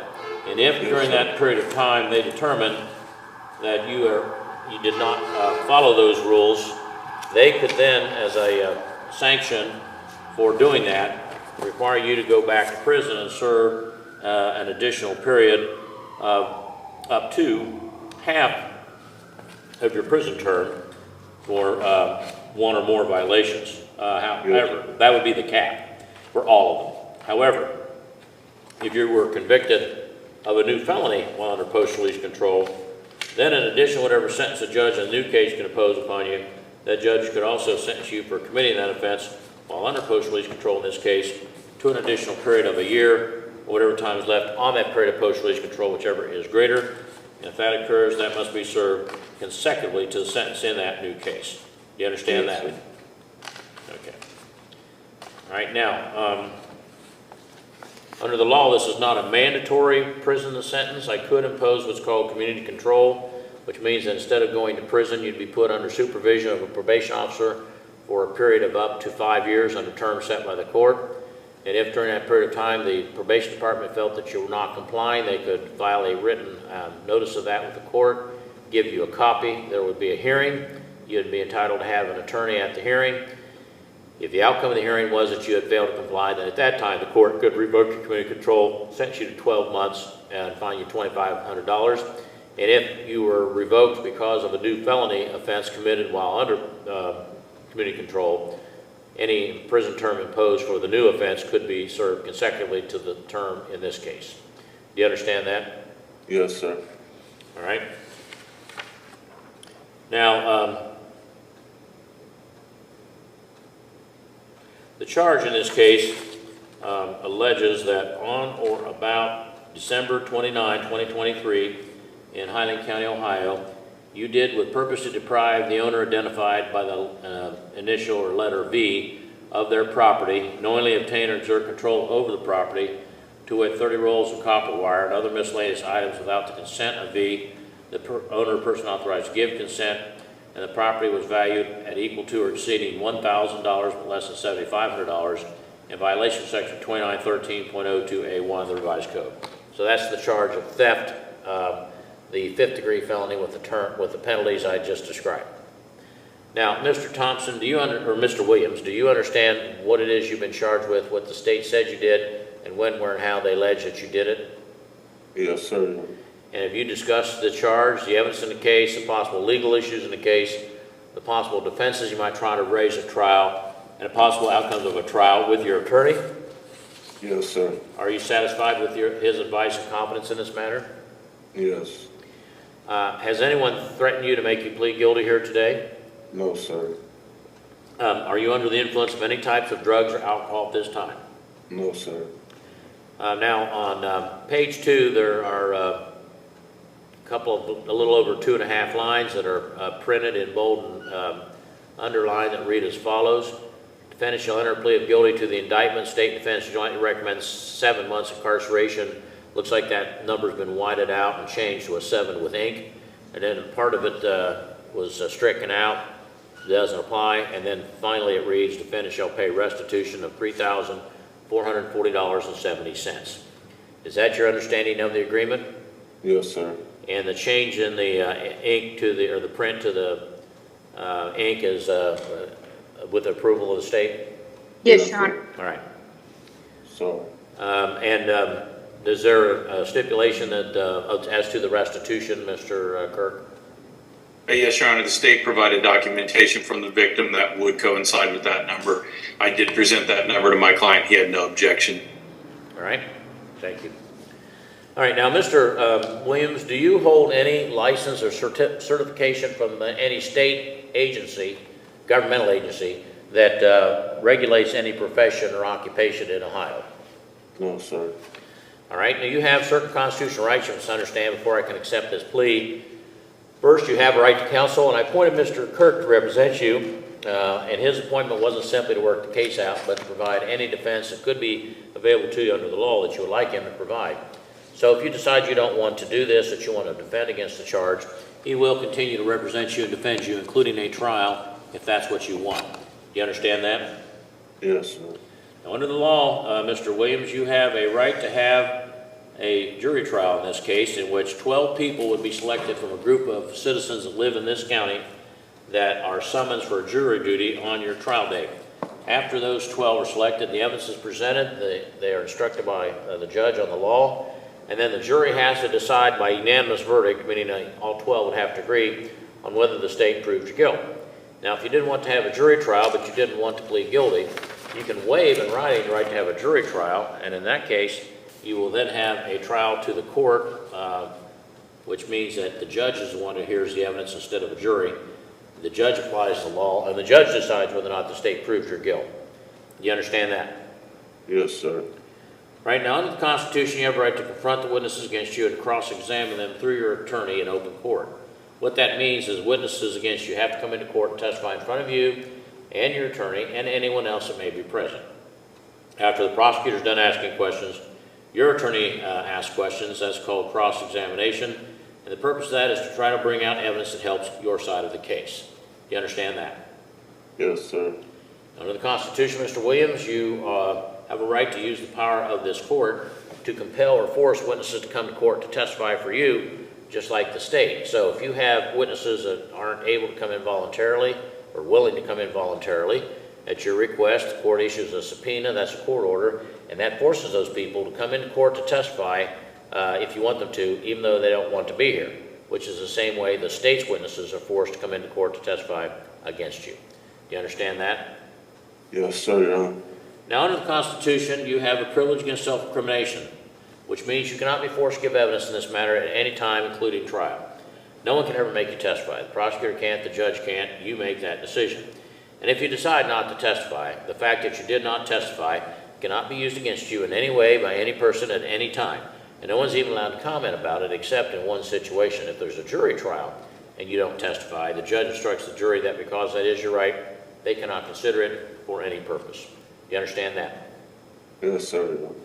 Right now, Mr. Williams, under the Constitution, you're presumed innocent of this charge until proven guilty by the state of Ohio on every essential element of the offense charged. What that means is that the burden of proof isn't on you to try to prove you're not guilty simply because you've been charged with a crime. In fact, under the law, you're not required to put on any evidence at all at trial. You may, but you're not required to. Whether you do or not, the burden of proof will remain upon the state to prove your guilt by proof beyond a reasonable doubt on every essential element of the offense charged, which is the highest burden of proof that's known under the law. Do you understand that? Yes, sir. Now, originally you entered a plea of not guilty, Mr. Williams. That plea denied the allegation in the indictment, denied you committed any crime, and it exercised or invoked all the rights I just described.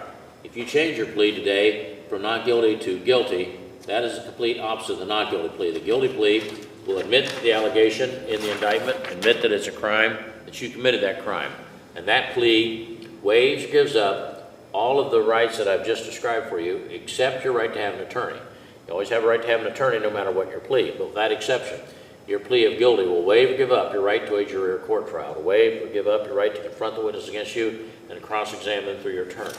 It'll waive or give up your right to use the power of the court to compel or force witnesses to come to court to testify on your behalf, the same as the state. It'll waive or give up your privilege against self-incrimination, because if you say you're guilty, that's what's used to find you guilty. It waives or gives up your presumption of innocence, because if you say you're guilty, the state doesn't have to prove you're guilty.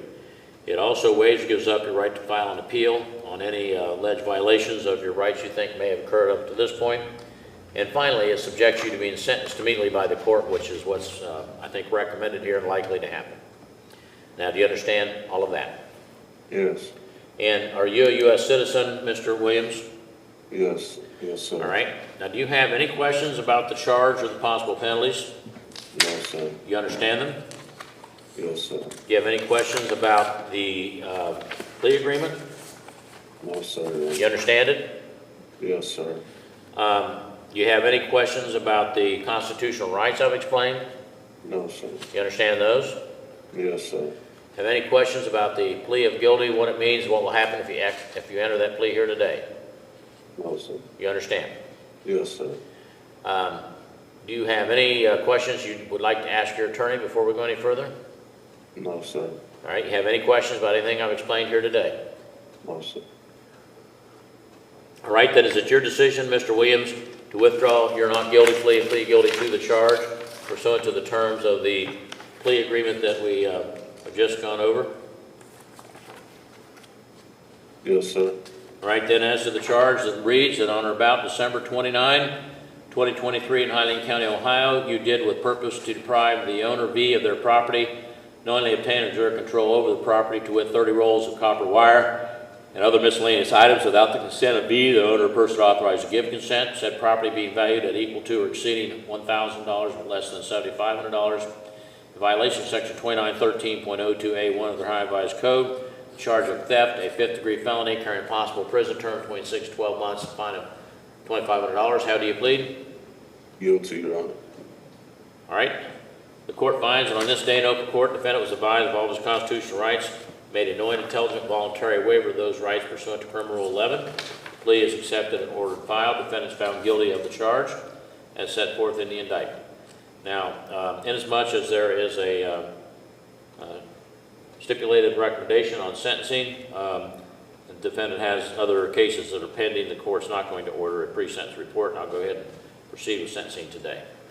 Anything on behalf of the state? I need the... We would ask you to follow the joint recommendation of the parties, Your Honor, and would note the defendant's prior criminal history, which does show multiple felony convictions as well as felony offenses of violence, which is what allows this to be an F5 that is eligible for prison, including a robbery conviction in 2015 and a failure to comply in 2021. But the court can review the rest of the history there. Yeah, I did see it. I was looking at that to make sure. All right. I'm not sure what's going on with the other counties, but we did speak with the victim about an offer involving prison, and they were in favor of that. So we'd ask the court to follow the same. All right. Mr. Kirk, anything you'd like to say? Thank you, Your Honor. I first met with my client last Thursday when that we were kind of researching whether or not he was eligible for a CBCF bed out of his other cases. And at that time, and continuing on till today, he advised me he wanted to, admit to this, get it taken care of as expeditiously as possible. So I advised him he obviously didn't have to do anything today. It's first pretrial.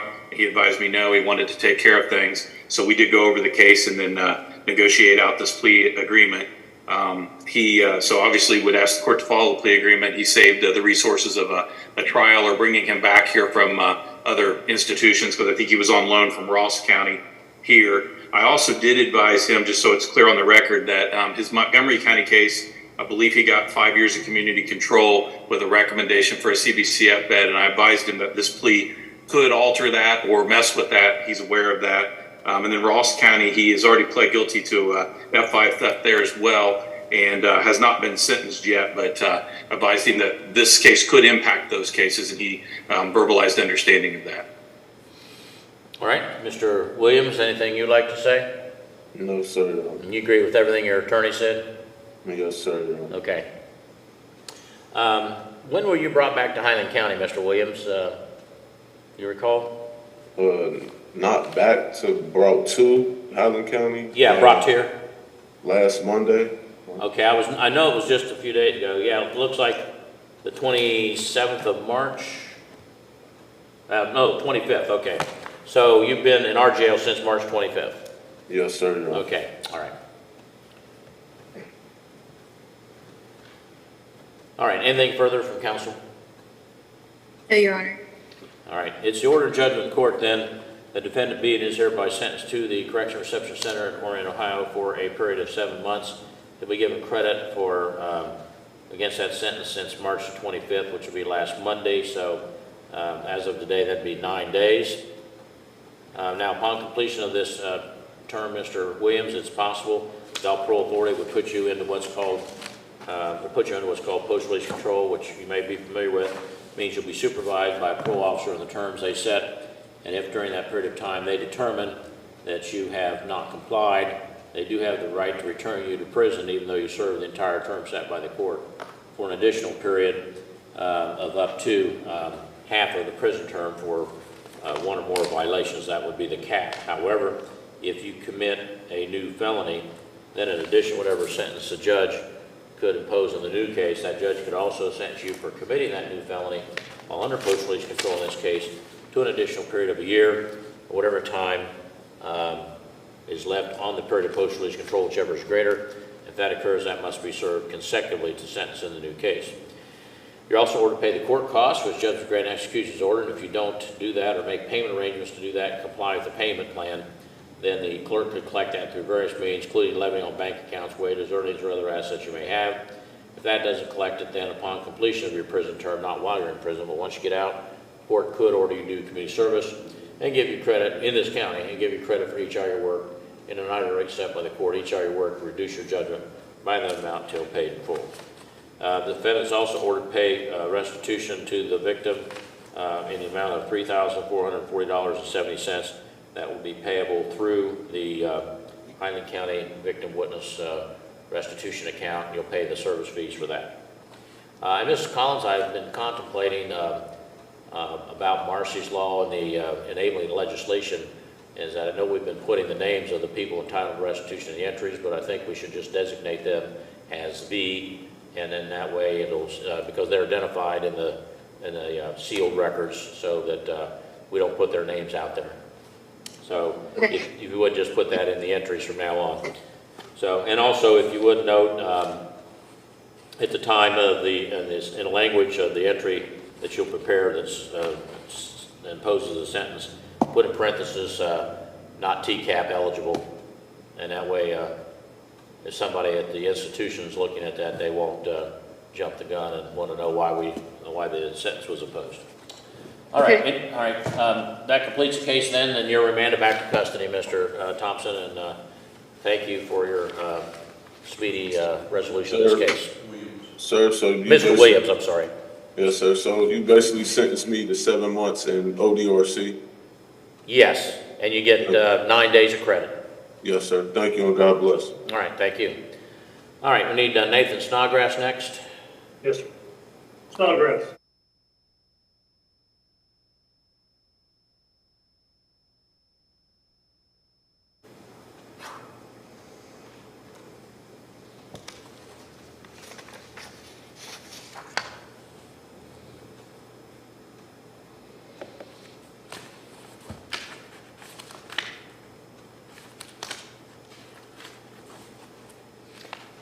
All right, this is case number 24 CR 31, State of Ohio versus Nathan S. Snodgrass. Are you Nathan S. Snodgrass appearing there from the jail? Yes, Your Honor. All right, this is a hearing being conducted by Zoom. Mr. Snodgrass's attorney is Jacob Wagner, appearing from his office. Appearing on behalf of the state is Prosecutor Collins from her office. Defendant is charged with 3 counts of aggravated trafficking of methamphetamine and 3 counts of aggravated possession of methamphetamine. This is a final pretrial. Trial is set for May the 6th. I see that the state did provide discovery, and I don't see your discovery, Mr. Wagner. Have you filed that yet? This morning, sir. All right. And there's no pretrial motions? No, sir. All right. And so where do we stand on the status of this case? Ms. Collins, if I may? Go ahead. Ms. Collins, Your Honor, made me an original offer in this case quite some time ago. And we related to my client through negotiations with my client, Ms. Collins. We did amend, or Ms. Collins' office was willing to amend that. I told my client yesterday. I went out again today to advise him of that. We reviewed the video with the state's permission, went through the discovery, even though there's criminal rule 16 issues involved. So he's apprised of the case, the plea offer at this time. I don't want to say he's rejecting it. He's just non-committal. I guess might be the best word, Your Honor. So as it stands, it appears we're going to trial. I've advised him of the 14-day rule.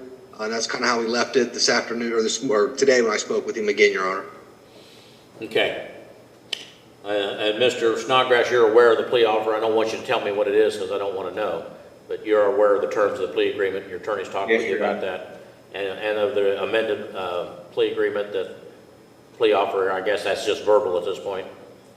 Yes, Your Well, Honor. actually, they put it in writing, Your Honor. I have the plea form. Mr. King gave it to me yesterday. Oh, okay. So has there been a rejection signed, or is that still being considered?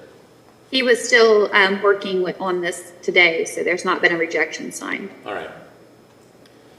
Okay, well, this is set for trial May the 6th, and 14 days will be up April 22nd, and I will not be here that day. No, I take it back. I will be here that day. That's a Monday. Yeah. So, because I'll be here. So, but I am going to be out the rest of that week, or the next 2 days in Columbus on hearings in Columbus that I'm involved in on the board of professional conduct. So, if we're going to get this resolved, it needs to be on record by April 22nd. Otherwise, we'll go to trial. Yes, sir. All right. So, anything further then, counsel? Not for myself, Your Honor. All right. Thank you. Thank you, sir.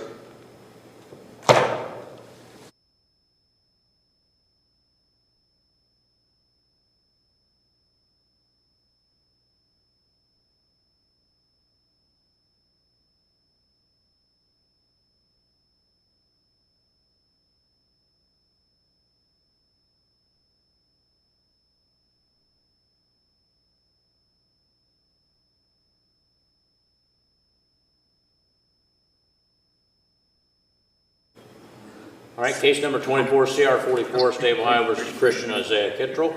And you're Christian Isaiah Kittrell appearing there on, looks like a phone in a vehicle? Yes. All right, you're not driving, are you? No, I'm not. All right. This hearing is being conducted by Zoom. Mr. Kittrell's attorney is Catherine Hapner, appearing from her office, appearing from the prosecutor's office, Prosecutor Collins. The defendant is charged with 2 counts of extortion, third-degree felonies. Now, Ms. Collins, have the alleged victim or victims of the offenses been notified of the time, place, and purpose of this hearing, the right to be heard? Yes, Your Honor, both victims are aware and are not going to be coming today. Okay, thank you.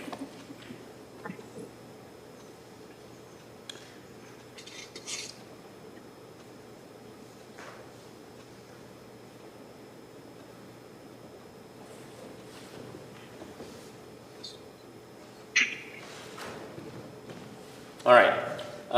Now, Ms. Hapner, are you and your client both in agreement that this matter can be conducted by Zoom rather than Yes, an we are. in-person hearing? Yes, we are. And you're all right with that, Mr. Kittrell? Yes. All right, if, since you're not seated next to your attorney in the courtroom, if for any reason you want to talk with her during this hearing, you just tell me. I can put you and her in a breakout room where you'll be the only two on the screen talking. No one else will be able to see you or hear you, okay? Yes, sir. All right. There was just a little bit of delay there, so, but it looks like it's all right now. All right. So Mr. Kittrell is charged, as I said, with 2 counts of extortion. I have been presented with a plea of guilty form here, Mr. Kittrell, that indicates you're going to plead guilty to count 1. I'm going to hold the first page of that up to the camera and ask you if you recognize that form there. I do. You do? Yes. All right. On page 3, there's a sentence that reads, I enter this plea voluntarily, and below that it appears to me to be signature Christian Kittrell, and I'll hold that up to the camera as well and ask you if that is your signature there. Yes, that is. When did you sign that agreement, Mr. Kittrell? I signed it today. All right. When you signed it, did you understand that it was an agreement to plead guilty, which means there's not going to be a trial, and the next step in your case would be a sentencing hearing? Yes, sir. And did you have your attorney go over that with you and explain everything to you and answer any questions you had before you signed it? Yes, sir. Do you feel that you were rushed or pressured in any way to sign the agreement? No, I do not. You had enough time to fully consider the matter? Yes, I have. And did you sign the agreement voluntarily? Yes, I did, Your Honor. And are you going forward today with this plea voluntarily? Yes, I am. All right, now the agreement says you're pleading guilty to count 1, extortion, under 2905.11A5 of the Ohio Revised Code, a third-degree felony. It further states that you understand that the possible penalty for that could be 9 to 36 months in prison and a fine of $10,000. You understand that? Yes. Now, are you facing any felony charges anywhere else? I am not, Your Honor. This is the first time I've been in trouble in my whole life. All right, so you're not on community control or probation or post-release control? No, sir. All right. Now, in the event you should be sentenced to prison for this offense if you plead guilty, once you complete that sentence, the law provides Adult Parole Authority has the authority, if they wish to exercise it, to extend to put you under post-release control supervision for a period of up to 2 years, which means you'd be supervised by a parole officer in the terms they set. And if they decided that you had failed to comply, they could return you to prison to make you serve an additional period of up to 9 months for any one violation, but there is a cap or limit of half of whatever prison term was imposed for all violations. However, if you commit a new felony while under post-release control, then in addition, whatever sentence a judge in that new case can impose, that judge could also sentence you for committing that offense while under post-release control in this case to an additional period of a year, or whatever time is left on that period, whichever is greater, and if that occurs, that has to be served consecutively to the sentence of the new case. Do you understand that? Yes. So does that mean that I will be will have a prison sentence, or? Well, if you were to go to prison, looking right now, looks to me like the agreement is that you get community control. But if you should, I'm going to go through that in a minute, but if you should serve a prison term, once you complete the prison term, then this post-release control could kick in, as I just explained. Yeah, does that answer your question? Yes, Your Honor. All right. Yeah, thank you. All right, now, community control. This is not a mandatory prison offense. And so under the law, I can impose, instead of a prison term, what's called community control, which basically everybody knows is probation. It's the same thing. Which means that instead of going to prison, you would be sentenced to a period of supervision under the county probation department not to exceed 5 years. And if during the period of time and that would be under conditions set by the court. And if during that period of time probation felt you were not complying, then they would file a written notice of that with the court. You would get a copy of that.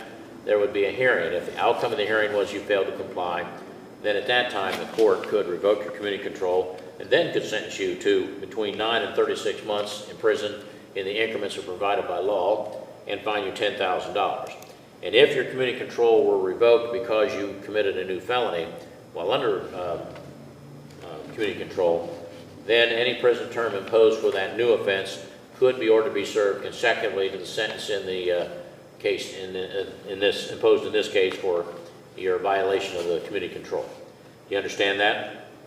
Yes, sir. I'm sorry, what did you say? I said yes, sir. Okay, thank you. There's just a little bit of lag time there, so I'm sorry. So no problem. It happens, I know.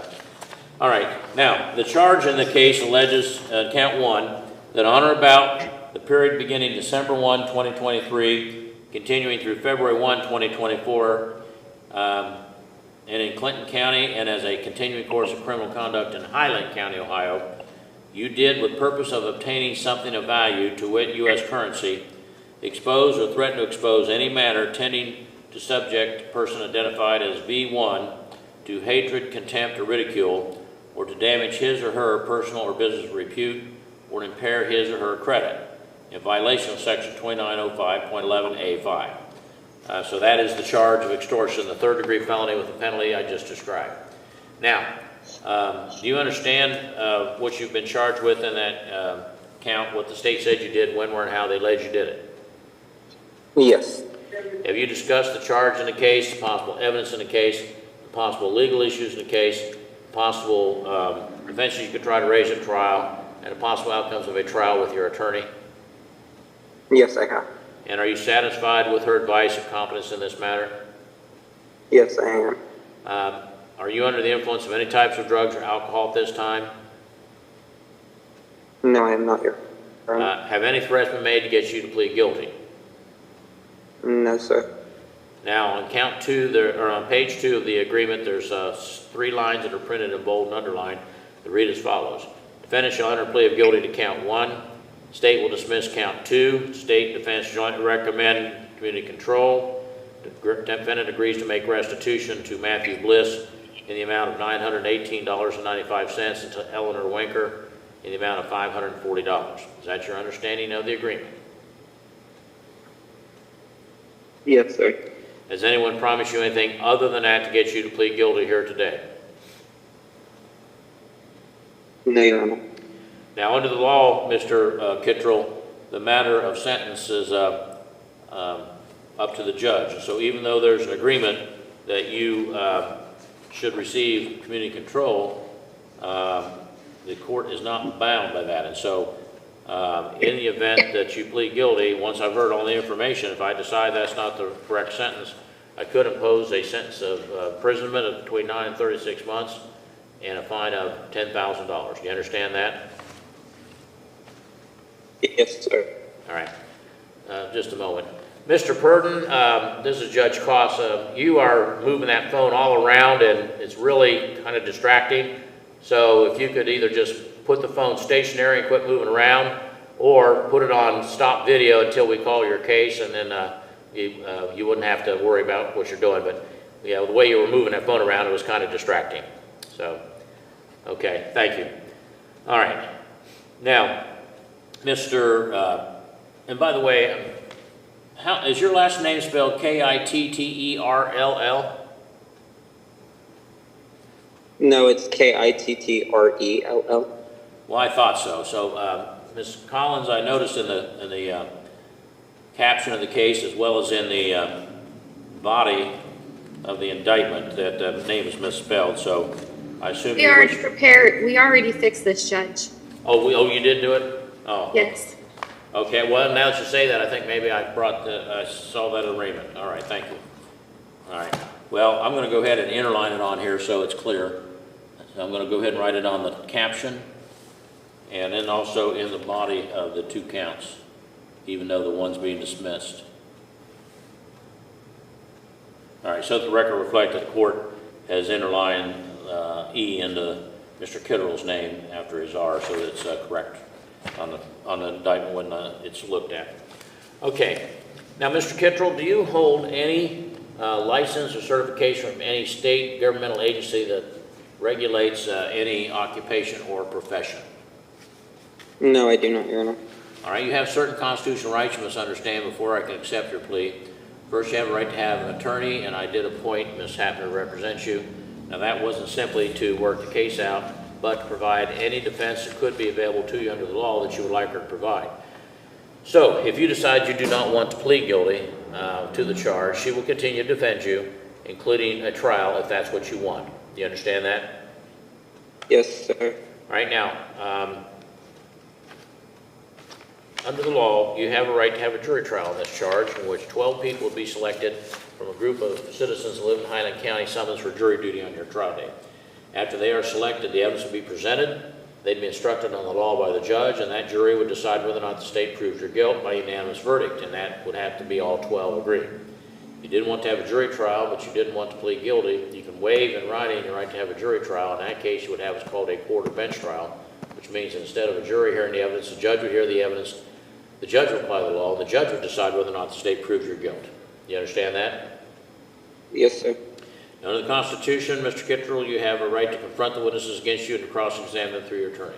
What that means is that the witnesses against you have to come into court and testify in front of you, your attorney, and anyone else is present. After the prosecutor's done asking questions, your attorney asks questions. That's called cross-examination. The purpose of that is to try to bring out evidence that helps your side of the case. Do you understand that? Yes, I do. Under the Constitution, Mr. Kittrell, you have a right to use the power of the court to compel or force witnesses to come into court to testify for you, the same as the state. So if you have witnesses you're not certain are going to come in voluntarily, at your request, the court issues a court order called a subpoena, and that forces those people to come to court to be able to testify if you want them to, even though they don't want to be here, which is the same way the state's witnesses are required to come to court to testify against you. Do you understand that? Yes, I do. All right, under the Constitution, you have a privilege against self-incrimination, which means you cannot be forced to give evidence in this matter at any time, including to trial. No one can ever make you testify. The prosecutor can't, the judge can't. You make that decision. And if you decide not to testify, the fact that you did not testify cannot be used against you in any way by any person, and no one's even allowed to comment about it except in one situation. If there is a jury trial and you do not testify, the judge instructs the jury that because that's your right, they cannot consider it for any purpose. Do you understand that? Yes, I do. All right, now under the Constitution, you are presumed innocent until proven guilty on every essential element of the offense by proof beyond a reasonable doubt by the state of Ohio. So what that means is that the burden of proof isn't on you to try to show you're not guilty. The burden of proof is upon the state to prove that you are.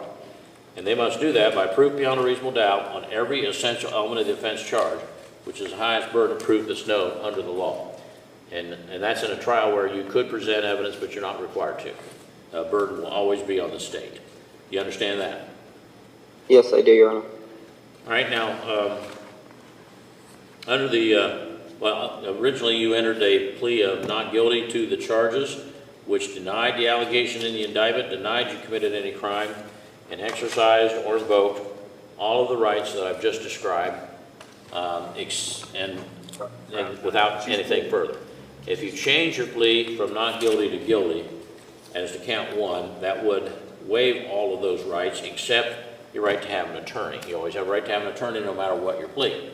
But without exception, your plea of guilty would waive or give up your right to a jury court trial, waive or give up your right to confront witnesses against you and to cross-examine them through your attorney, would waive or give up your right to use the power of the court to compel or force witnesses to be in court to testify on your behalf, the same as the state. Would waive or give up your privilege against self-incrimination because you're the one saying you're guilty, that's what's used to find you guilty. Would waive or give up your presumption of innocence because if you say you're guilty, the state doesn't have to prove you're guilty. It also subjects you to being sentenced immediately by the court. And finally, it waives or gives up any right to file an appeal you feel you may have had up until this point in the case. Now, if I should sentence you the maximum sentence or under other limited circumstances, you could file an appeal. That would have to be filed within 30 days of your sentencing entry being filed. Do you understand all of that? Yes, I do. And Mr. Kittrell, are you a U.S. citizen? I am. Now, do you have any questions about the charge and the possible penalty? I do not, Your Honor. You understand it? Yes, I do, sir. And you understand the plea agreement? Yes, I do. And you understand that the recommendation on sentencing is not binding on the court? Yes, I do. And I didn't ask earlier, but Ms. Hapner, you and your client in agreement with the stipulated amount of restitution to be made on these 2 counts? Yes, we do. All right. And your agreement with that, Mr. Kittrell? Yes, I am. All right. Now, do you have any questions about the constitutional rights I've explained? I do not, Your Honor. You understand those? Yes, I do. Have any questions about the plea of guilty, what it means, what will happen if you enter that plea here today? No, I do not. You understand? Yes, I do. Now, do you need to speak with your attorney about anything before we go any further? No, I do not. All right. Do you have any questions about anything I've explained? Not so far. All right. Then is it your decision to withdraw your not guilty plea to count 1 and plead guilty according to the terms of the plea agreement that we've gone over? Yes. I'm sorry, I couldn't hear you. Yes. All right.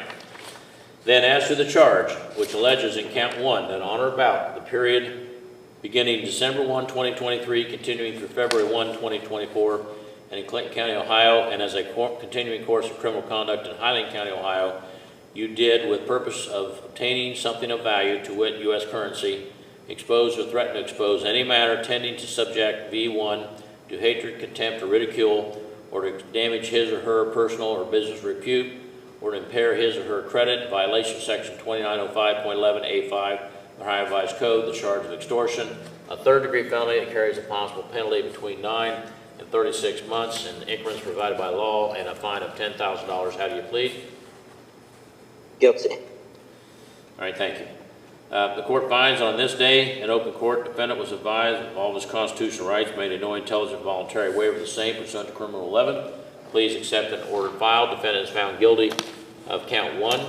Count 2 is dismissed. The court will refer the matter to the probation department for a pre-sentence investigation. So you'll need to contact the probation office as soon as you hang up from here, make an appointment with Mr. Arjima or whoever's going to do the PSI, so you can go in and be interviewed, and that information is going to come to the court. Counsel, is there any suggestion there needs to be any kind of an assessment here for any substance use or mental health issues? Sure, I believe that's already been done. I believe that he's on his way to a rehab facility right now. Oh, okay. All right, I'll go ahead and put that in, that shall be included then. Thank you. All right, then the court will set the matter for sentencing on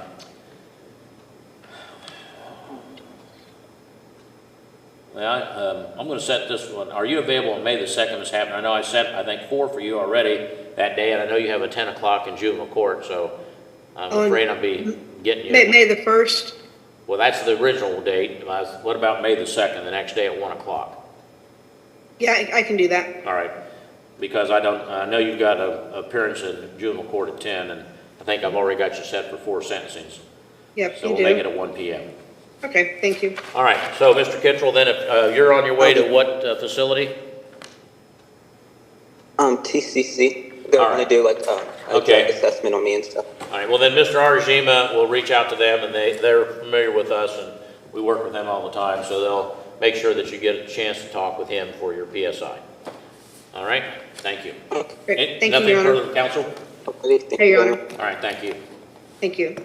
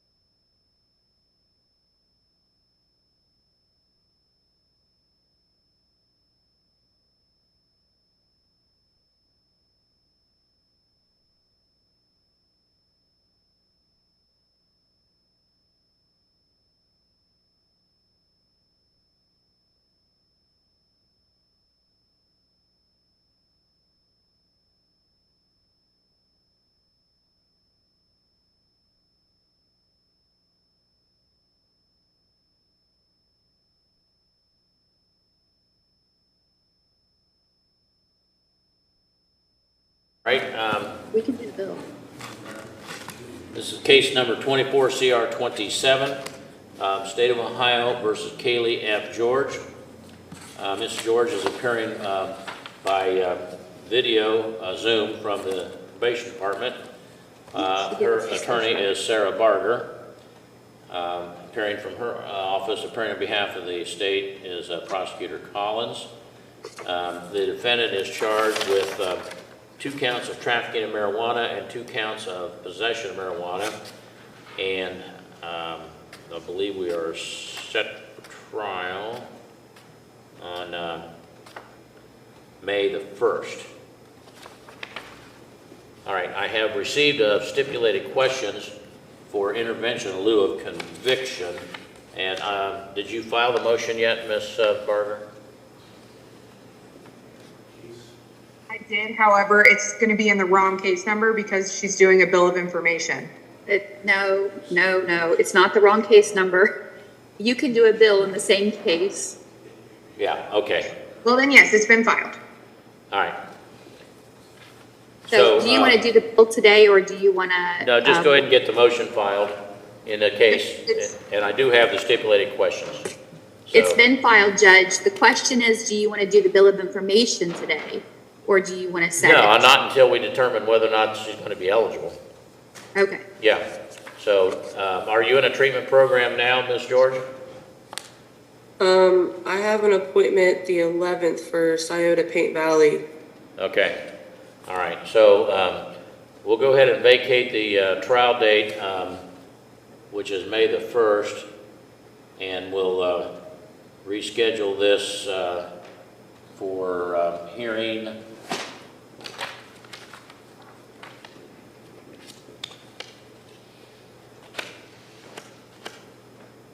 Well, we'll just set it for the hearing on May the 1st at 9 a.m. No, I've already got some. Let's make it 10 a.m. So we'll set it for trial vacated, but we'll use that date for the TIL bill of information. And that'll be at 10 a.m. All right. Does that work all right, Ms. Barger, for your schedule? It does. All right. But go ahead and file your bill or your motion in this case, and the bill. What'll happen? The bill will be filed, and if we go forward on that, then the original indictment will be dismissed.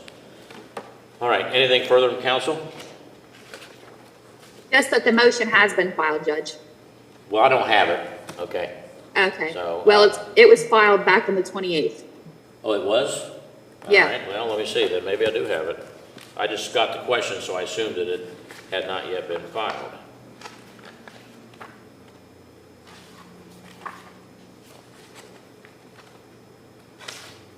Oh, yeah, it's here. Yeah, okay. So everything's good. All right, so you won't have to be here at 8 o'clock on the 1st. Ms. George will be here at 10 a.m., and that time we'll decide whether or not you're eligible for the TIL, and if so, then whether the bill of information will go forward or not. Okay. All right? Thank you. Thank you.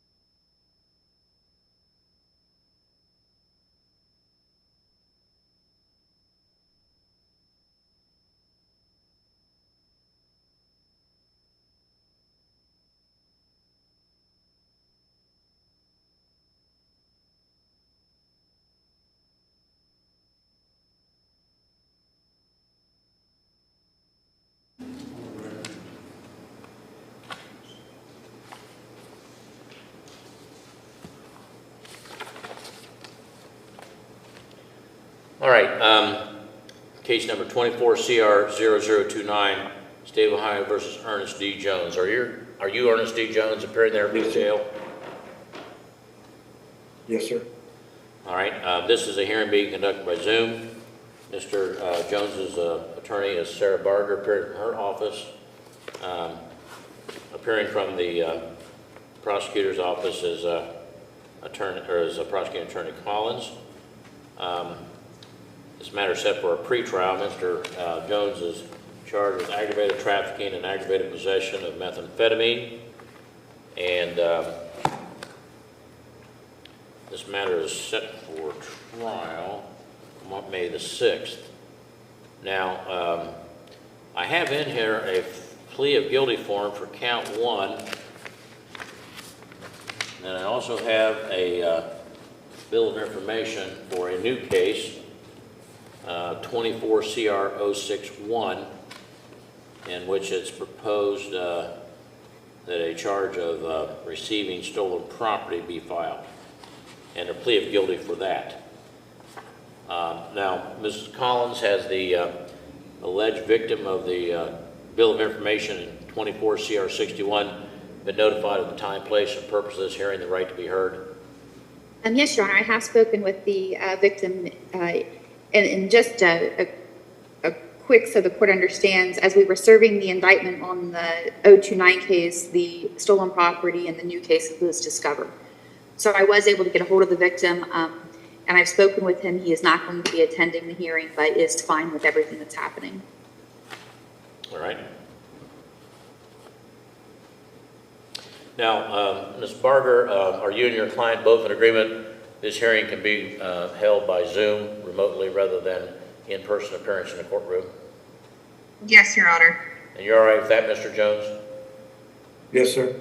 All right. Now, Mr. Jones, since you are not seated in the courtroom next to your attorney, if at any time you need to speak with her, just let me know, and I can put the two of you into a breakout room where it'll just be you and her. No one else will be able to see you or hear you, and the deputy, Sergeant Malone there, will step out of the room during the hearing so that your conference is confidential, okay? Yes, sir. All right. Now, I'm going to deal with case number 24 CR 61 first. Now, in that case, it's proposed that you enter a plea of guilty to a bill of information that reads that on or about February 14, 2024 in Highland County, Ohio, you did receive, retain, or dispose of certain property being a 2017 silver Mazda. Motor vehicles defined in ORC 4501.01, the property of another, B, and that the said Ernest D. Jones, knowing or having reasonable cause, believes that property had been obtained through the commission of a theft offense in violation of ORC 2913.51, receiving stolen property, a felony of the 4th degree. So that is the charge. And it looks like you must have received that yesterday and seen it yesterday, is that correct? Yes, sir. All right. Because I have here a waiver of prosecution that's signed by you, or appears to be signed by you, I'll show it to you in a moment, dated April the 2nd. Now, Mr. Jones, under the law of Ohio, Constitution of Ohio, no person can be required to appear before this court on a felony charge until and unless that person has been indicted by the grand jury of the county. Now, a grand jury is a group of 9 people that meet about once a month or as needed to hear evidence presented to them about alleged crimes that have been committed in the county. The grand jury does not make a decision as to guilt or innocence, but they do decide whether or not there is sufficient evidence to warrant the case going forward with a bill of indictment. And so it only requires 7 of 9 people to agree on that. It's basically a probable cause standard. And so that has not happened in this case yet. Now, in your other case, it did. And so under the law, the only case that's pending against you is your original case of 24 CR 29. However, you can waive the right to have the grand jury consider your case and agree to be prosecuted in this case by bill of information. Now, what happens if a grand jury returns an indictment that then you get it's called a bill of indictment, shorthand indictment. A bill of information is basically the same type of document as the indictment in that it tells you what it is you are alleged to have done. And basically in that respect, it's identical to a bill of indictment, except that the prosecutor or one of the assistant prosecutors can sign that, and then the grand jury doesn't have to act, and we can go forward on that case if you agree. And so I have here in front of me a waiver of prosecution by indictment, and it has your name and case number. It looks like they've had a typo. They scratched that out and put in your name. But I'm going to hold that up to the camera and ask you if you recognize that document there. Yes, sir. And then right there, is that your signature? Yes, sir. And so you signed this yesterday? Yes, sir.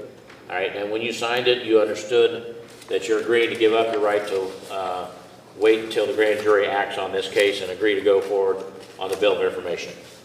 Yes, sir. Okay.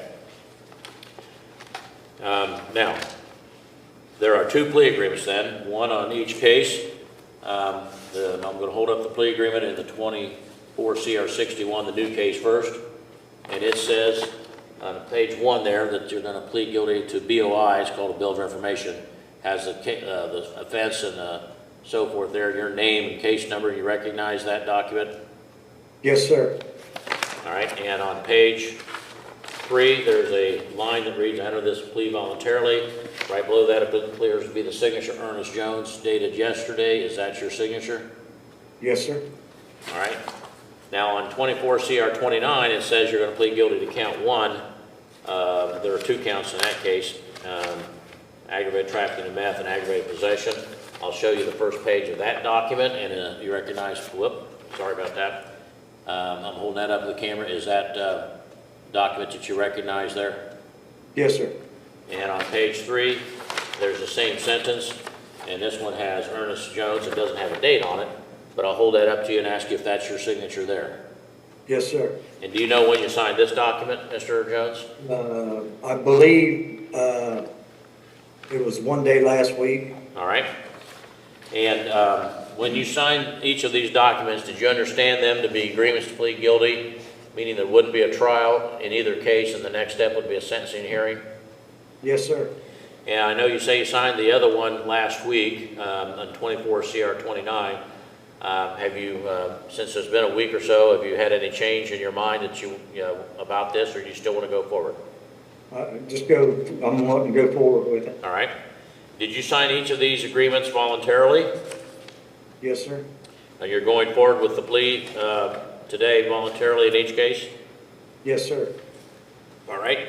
Now, each of these documents states on page 1 of the charge in receiving stolen property in the bill of information, case number 24 CR 61, and count 1, aggravated trafficking of methamphetamine under 2925.083A1 of the revised code on case number 24 CR 0029, also a 4th degree felony.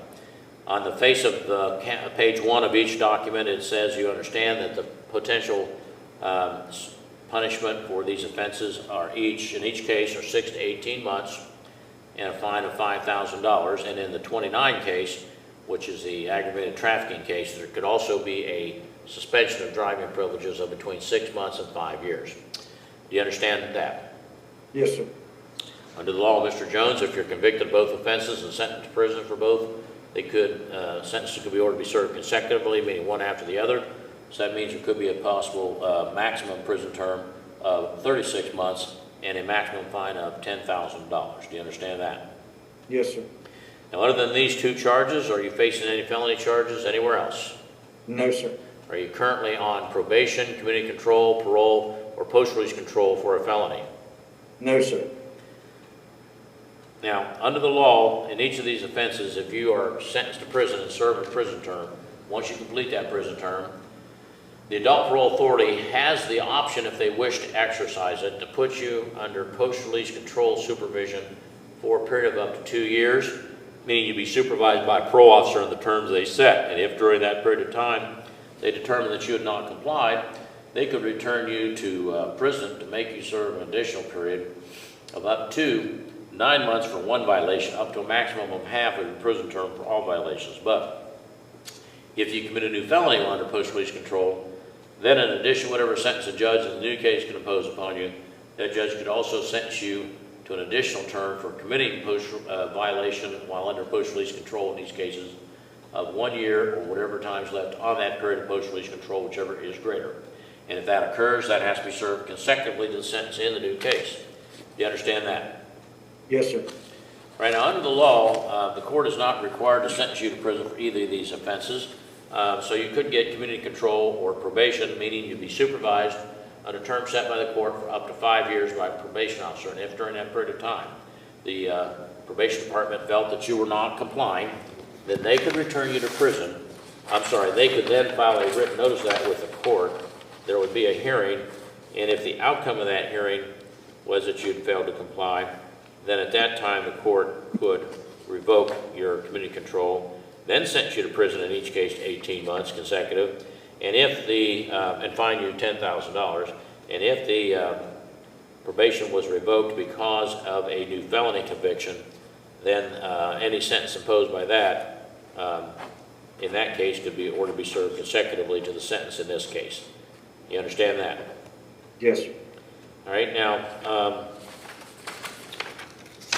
the charge in the case number 24 CR 29 count 1 alleges on or about September 14, 2023 in Highland County, Ohio, you did knowingly sell or offer to sell methamphetamine, Schedule 2 controlled substance. So that's the aggravated trafficking in methamphetamine, the 4th-degree felony, which is the same as in the bill of information I just read you on the receiving. And you recall that? Yes, sir. All right. Now, Mr. Jones, do you understand what you've been accused of by the state in each case, what they said you did, when, where, and how they alleged you did it? Yes, sir. Have you discussed the nature of each charge, the evidence in each case, the possible legal issues in each case, possible defenses you might try to raise in each case, and the possible outcomes in each case of a trial with your attorney? Yes. Are you satisfied with her advice and competence in this matter? Yes, sir. Are you under the influence of any types of drugs or alcohol at this time? No, sir. Has anyone threatened you to make you plead guilty? No. Now, on page 2 of each document, there's a bold language printed and underlined. I'll read that as follows. In case number 24 CR 29, it reads, defendant shall enter a plea of guilty to count 1, state will dismiss count 2. State defense jointly recommend 9 months incarceration. It says state defense will argue sentence. Which option are we going with, counsel? The 9 months? You're muted, Ms. Barber. 9 months. What's that? It's the 9 months. All right, so I'll strike that off of the agreement. So, recommend 9 months incarceration. Defendant shall repay by money of $40 and cooperate fully with the task force. Yes, is that your understanding of the agreement in that case? Mr. Jones? Yes, sir. All right, now in 61 case, the bill of information says defendant will enter a plea of guilty to the bill of information, which is the receiving stolen property charge. States that the state defense jointly recommend 9 months consecutive to CR 24 CR 0029. Is that your understanding of the agreement in that case? Yes, sir. Now, under the law, Mr. Jones, a matter of sentence is up to the judge, not the parties, and so even though there's an agreement you should get a certain sentence of 9 months, a mid-range sentence in each case, if you plead guilty, I don't have to follow that recommendation. I could give you any sentence that I think is appropriate under the law, including up to 36 months in prison. You understand that? Yes, sir. Now, do you hold any license or certification from any state governmental agency that regulates any occupation or profession in Ohio? No, sir. All right, now you have certain constitutional rights I need to explain before I can accept your pleas in this case. And even if I don't say it, everything I'm going to tell you applies to both cases, okay? Okay. All right, so you have a right to have counsel. And I appointed Ms. And actually I haven't appointed her yet at 61, but we'll need a new financial statement from you, Mr. Jones. So Deputy or Sergeant Malone, if you would have. He already did it, Your Honor. Pardon me? He already did it. I've turned it into the clerk's office. All right. Well, maybe it's over here.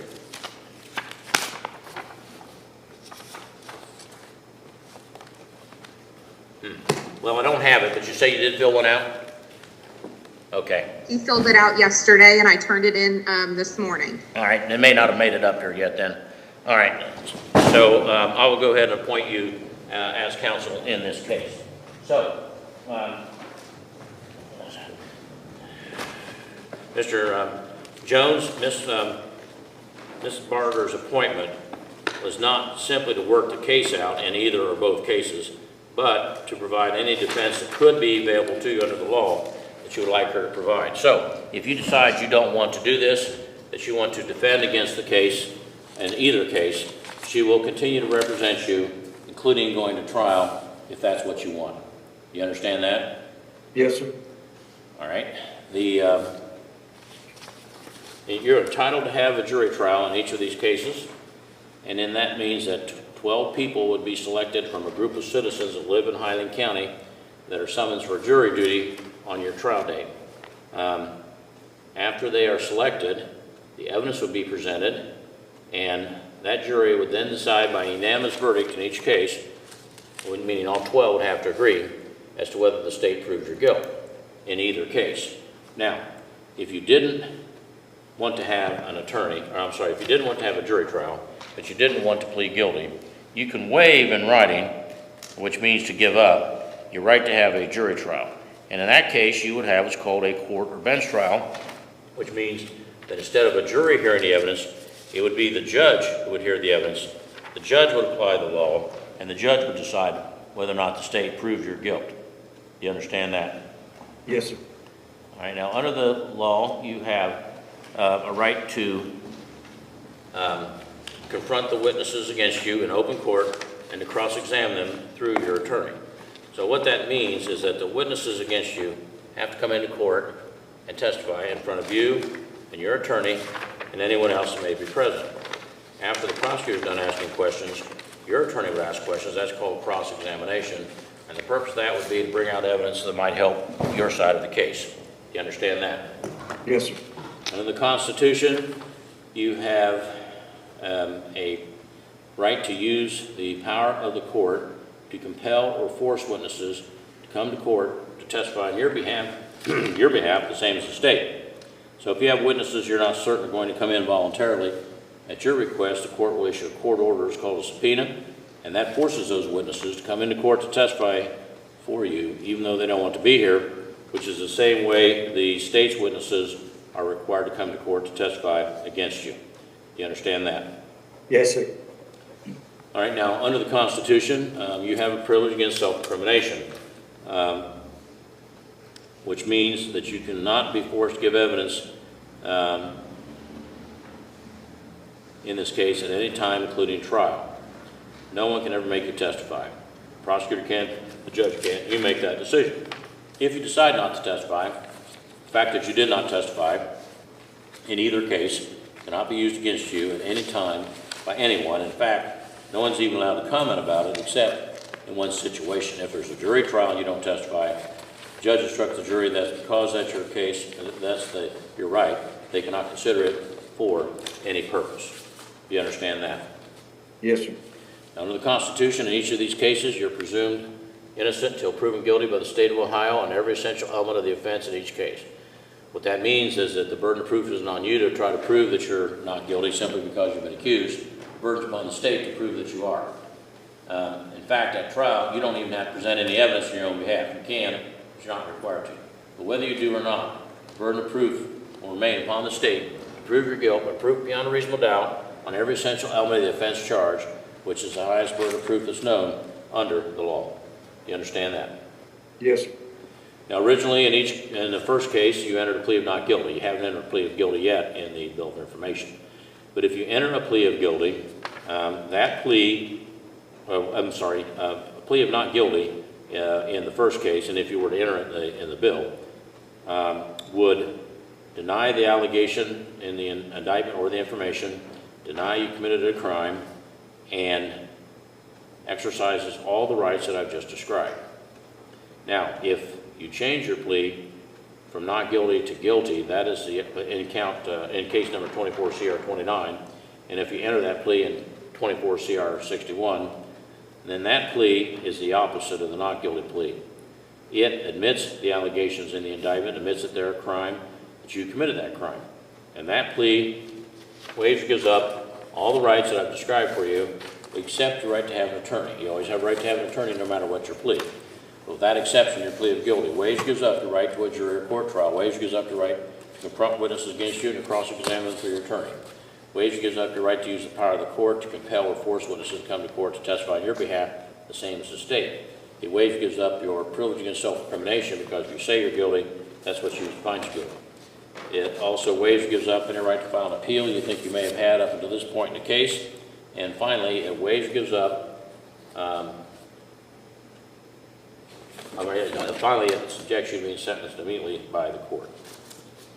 All right, now, do you have any questions about the charge in either case or the penalty in either case? No, sir. You understand? You understand? Yes, okay. You understand, do you have any questions about the plea agreement? No, sir. You understand it? Yes, sir. And you understand that the recommendation on sentencing is not binding on the court in either case? Yes, sir. You have any questions about the constitutional rights of each plea? No, sir. You understand them? Yes, sir. You have any questions about the plea of guilty, what it means, what will happen if you enter that plea in either case today? I understand. Do you need to speak with your attorney about anything? No, sir. You have any questions about either case or either agreement that I've gone over here today? No, sir. Then is it your decision to, I don't know if I asked you, but are you a U.S. citizen? Yes, sir. All right. Then is it your decision to voluntarily enter a plea of guilty to count 1 in 24 CR 29 and the bill of information in 24 CR 61 pursuant to the terms of the agreements we've just gone over? Yes, sir.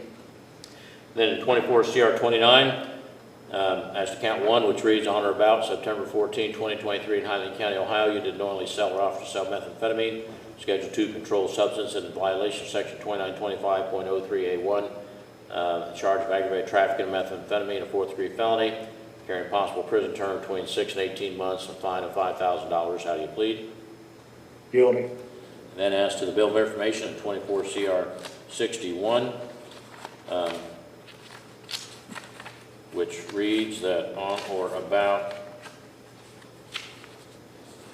February 14, 2024 in Highland County, Ohio, you did receive, retain, or dispose of certain property, being a 2017 silver Mazda. A motor vehicle is defined in ORC 4501.01, the property of another V, knowing or having reasonable cause to believe been obtained through the commission of theft offense in violation of ORC 2913.51, receiving stolen property, a felony of the 4th degree, carrying the same penalty as the other charged, 4th degree felony. How do you plead? Guilty.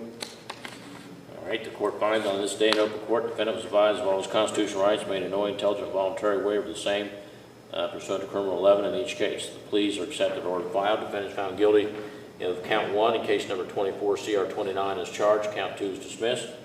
He's also found guilty of the bill of information in case number 24 CR 61.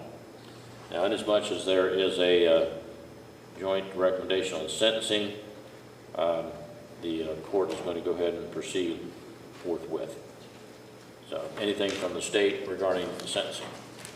And we would ask the court to follow the joint recommendation. Would note that we do appreciate that Mr. Jones has taken responsibility for the receiving stolen property case, which, as I said, was just discovered at the time he was indicted, or at the time he was arrested on the indictment in the 0029 case. Would note his prior criminal history and the fact that he was just released from community control in this county in July of 2023, and then task force purchased drugs from him in September of 23. And as I advised the court, I have spoken with the victim who was the owner of the vehicle, and he agreed with this. There is no restitution, and we would ask the court to follow the joint recommendation. Thank you. Ms. Barger? Just ask the court that they follow the joint recommendation. Mr. Jones has been very forthcoming with me. He admittedly will completely own up to the fact that he has a drug problem.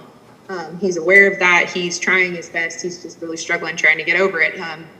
I can appreciate that he's accepted responsibility for the receiving stolen property and the trafficking charges, and he's ready to move forward and proceed with sentencing. Mr. Jones, do you have anything you'd like to say?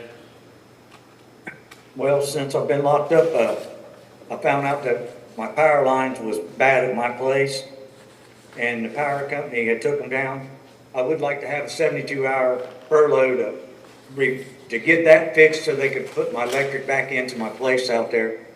Other than that, I'm ready for sentencing. All right. Well, in case number 24 CR 29, it's ordered you be sentenced to the Correctional Reception Center at Orient, Ohio for a period of 9 months. And according to the sheriff, you have 23 days of jail time credit on that for the times you've been held in this case, and that'll be given to you. In case number 24CR061, you're sentenced to 9 months of Correctional Reception Center at Orient, Ohio as well. Those sentences are to be served consecutively to one another for a total of 18 months. There's no jail time credit for that since this is a bill of information. The sentences are being imposed consecutively because of the stipulation of the parties. The fact that these offenses were committed as 2 or more sources of conduct, different types of conduct, and that one prison term will not adequately reflect the seriousness of the offense. And the court also notes the defendant has extensive criminal history. It looks like at least 3 previous felony convictions. And that this sentence is being imposed is not disproportionate to the seriousness of the offense caused. One single prison term will not adequately reflect the seriousness of the matter, particularly since there was a victim in in the 61 case. And also the defendant's history of criminal activity demonstrates that that's necessary to protect the public. The defendant is also ordered to pay the court costs which judge granted and execution is ordered. And if you don't do that, then the clerk can collect that through various means, including levying on bank accounts, wages, earnings, or other assets you may have. If that doesn't collect it, then the court could permit you to do community service once you are released from prison, not while you're in prison, and would give you credit for each hour you worked and an hourly rate set by the court each hour you worked to reduce your judgment by that amount until paid in full. Case number 24CR29, you're ordered to pay restitution in the amount of $40, Highland County Task Force, payable through the Highland County Victim Witness Restitution Escrow Account, pay the service fee that is charged for that. Now, upon completion of the prison terms, in this case, Mr. Jones, the Adult Parole Authority may exercise the option to put you under post-release control for a period of up to 2 years. They don't have to, but they can. If they do, you'll be supervised by a parole officer in the terms they set, and if during that period of time they determine that you have not complied with that order, they can return you to prison even though you serve the entire term set by the court for an additional period of up to 9 months for any one violation, which is also the maximum because the cap is half of your prison term for all violations. But if you commit a new felony, then in addition to whatever sentence the judge in the new case can impose upon you, the judge is also authorized to sentence you for committing that offense while under post-release control in this case to an additional period of a year, or whatever time is left on that period of post-release control, whichever is greater. And if that occurs, that has to be served consecutively to the sentence in the new case. And count 2 is dismissed, if I didn't say that already, in 24CR29. All right, is there anything further from counsel? Judge, I'm not sure if you said it and I missed it, but what was the jail time credit in the 29 case? I heard you say none in the other case. The 29 case is what I said. He has no jail time in the other case, 61. Right. It's 23 days. Thank you. And that goes into 24CR29. Right. All right, you're remanded back to custody then, Mr. Jones. Thank you. All right, we have Caitlin Rogers there, Sergeant Malone.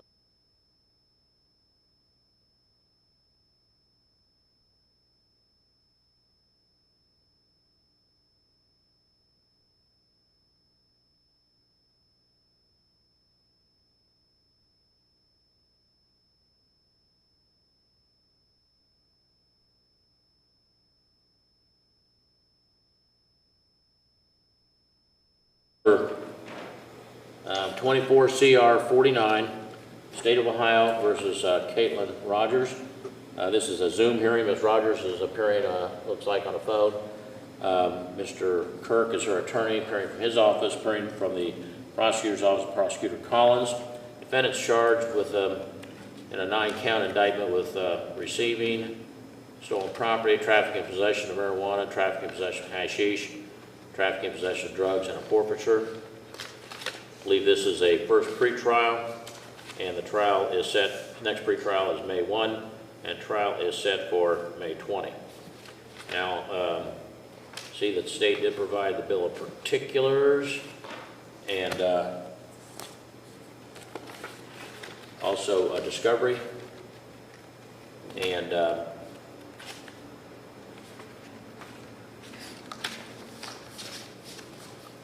are there any pretrial motions, Mr. Kirk? None are anticipated at this time. All right. If you do have any, they're by the final pretrial. And your discovery, you have not applied yet, right? That's correct, not yet. You have until the final pretrial for that.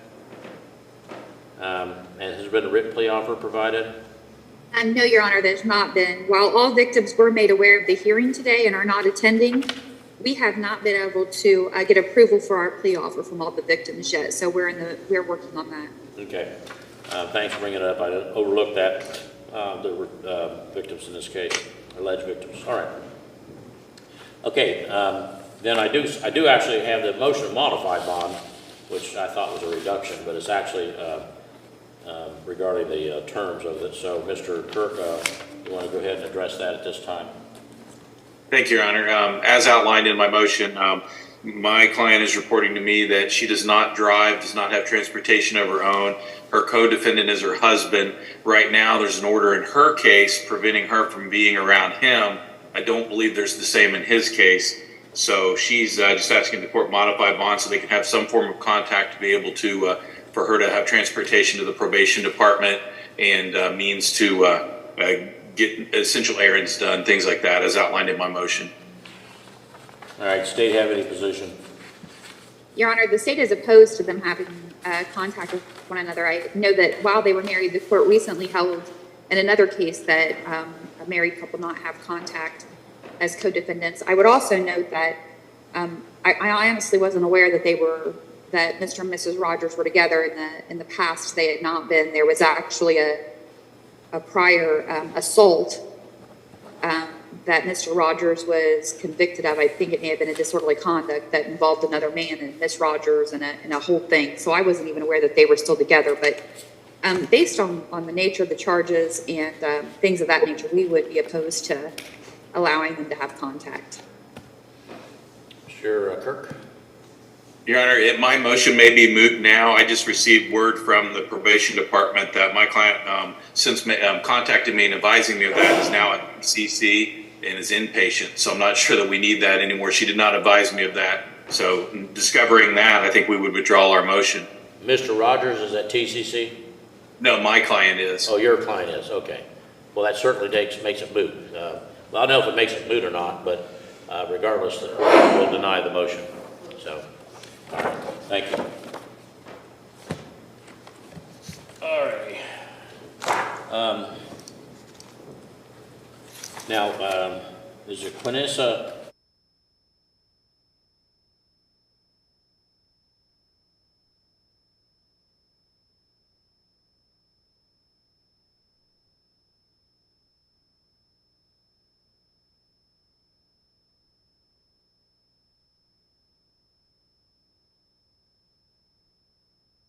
Who her attorney is from the docket.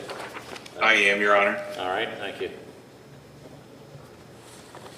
All right, this is State versus Quinessa Dixon, 24 CR 18. Are you Quinessa K. Dixon appearing there on the screen, Mark Quinessa? Yes. All right, Ms. Dixon's appearing by phone.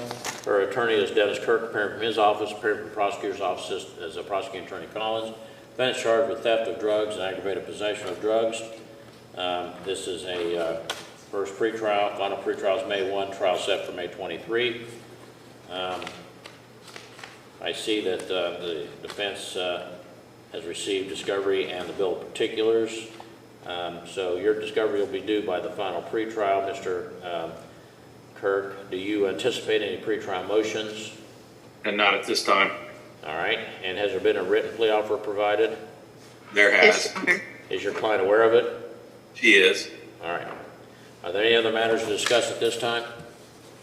we did make attempts to make the victim aware of the hearing today, Your Honor. Oh, okay. All right, thank you. All right, then we'll see you on the 1st of May, Ms. Dixon. Thank you. All right.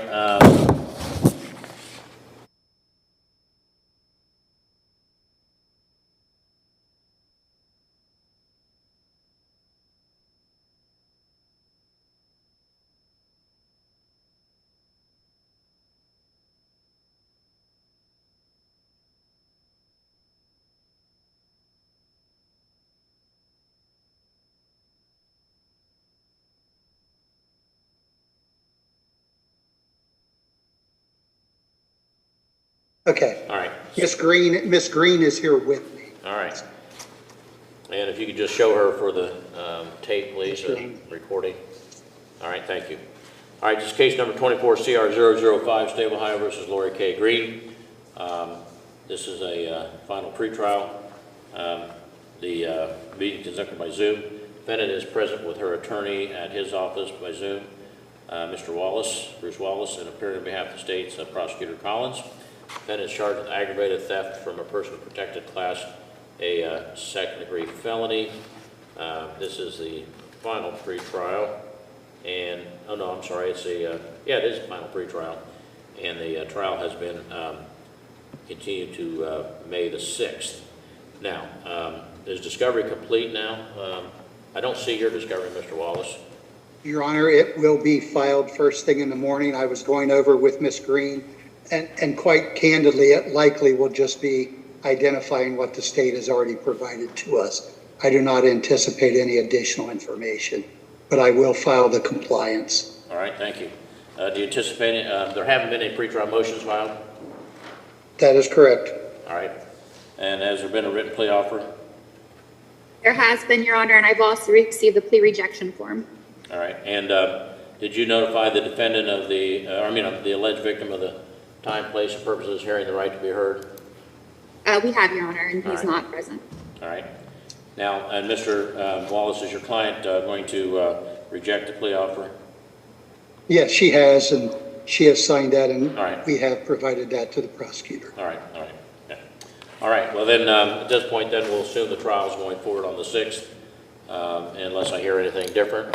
The 2-week rule is, would be, I just said this to somebody else, set for the same date, which is April 22nd. And so after that, there won't be any plea agreement because the court will be sending out the jury notices. Yes, Your All Honor. right, anything further from counsel? No, Your Honor. All right, thank you. Thank you. All right.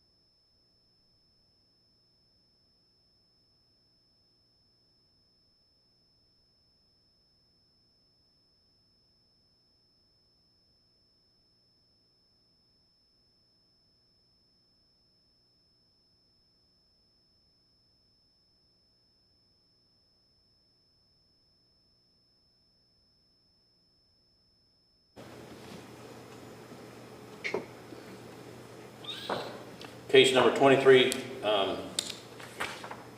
let's see, wait a minute. There's 3 cases, I believe. No, this is the one. The other 2 are in your chamber. Yeah, that's true. Yeah, this is the case, okay. 23 CR 184, State of Ohio versus Stephen Weil. You're Stephen Weil appearing there from the jail? Yes, sir. All right, this is a final pretrial being conducted by Zoom. Mr. Weil's attorney is Tyrone Borger. He's appearing by Zoom. Appearing on behalf of the state is Prosecuting Attorney Collins.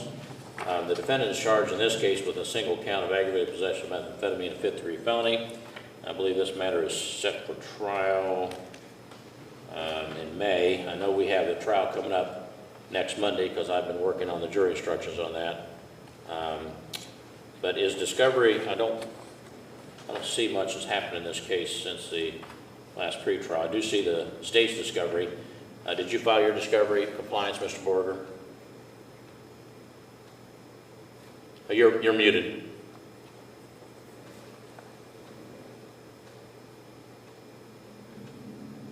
No, dear. You hit stop video instead of unmute.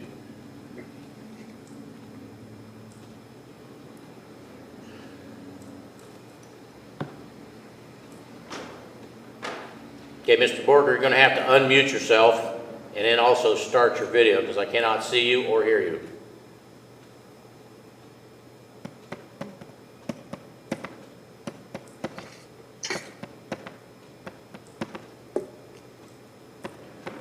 All right, we'll go off the record and wait until Mr. Borger gets his technical problem fixed. I'm going to go forward with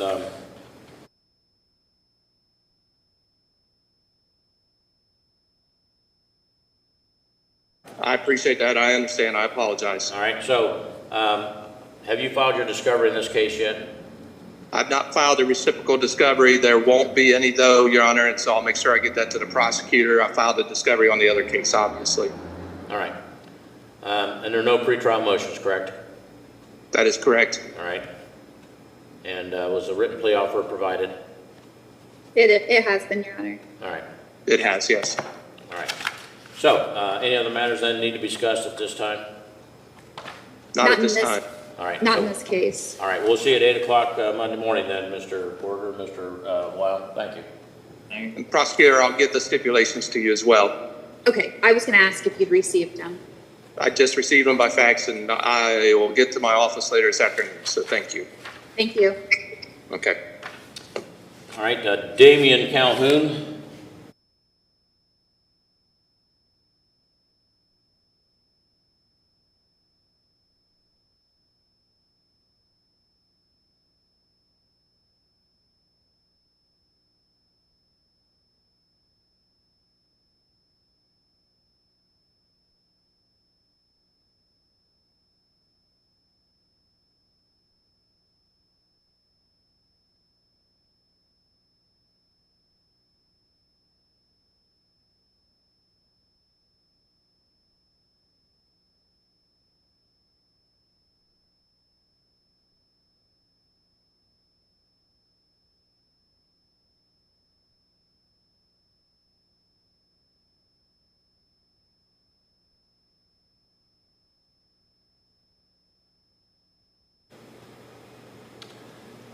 All right, case number 24CR009, State of Ohio versus Damian Calhoun. Are you Damian Calhoun appearing there by Zoom from the jail? Yes, sir. Or probation, I'm sorry. Probation. All right, Mr. Armentrout is his attorney appearing from his office, appearing from the prosecutor's office, Prosecutor Collins.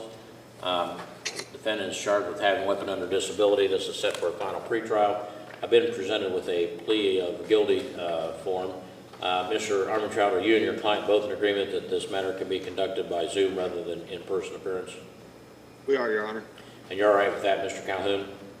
Yes, sir. All right, should you need to talk to your attorney about anything, just tell me and I'll put you and him into a breakout room. It'll be just the two of you on the screen. No one else will be able to see you or hear you, okay? Yes, sir. All right, now, Mr. Calhoun is charged, as I said, with having a weapon under disability, and I've been presented with a plea of guilty form. Mr. Calhoun, I'm going to hold the cover page of that up to the camera and has your name, case number, and plea of guilty form on there. You recognize that document? Yes, sir. On page 3, there's a sentence that reads, I enter this plea voluntarily, and about a third of the way down, there is a sentence, right below that, there is appears to be signature Damian Calhoun.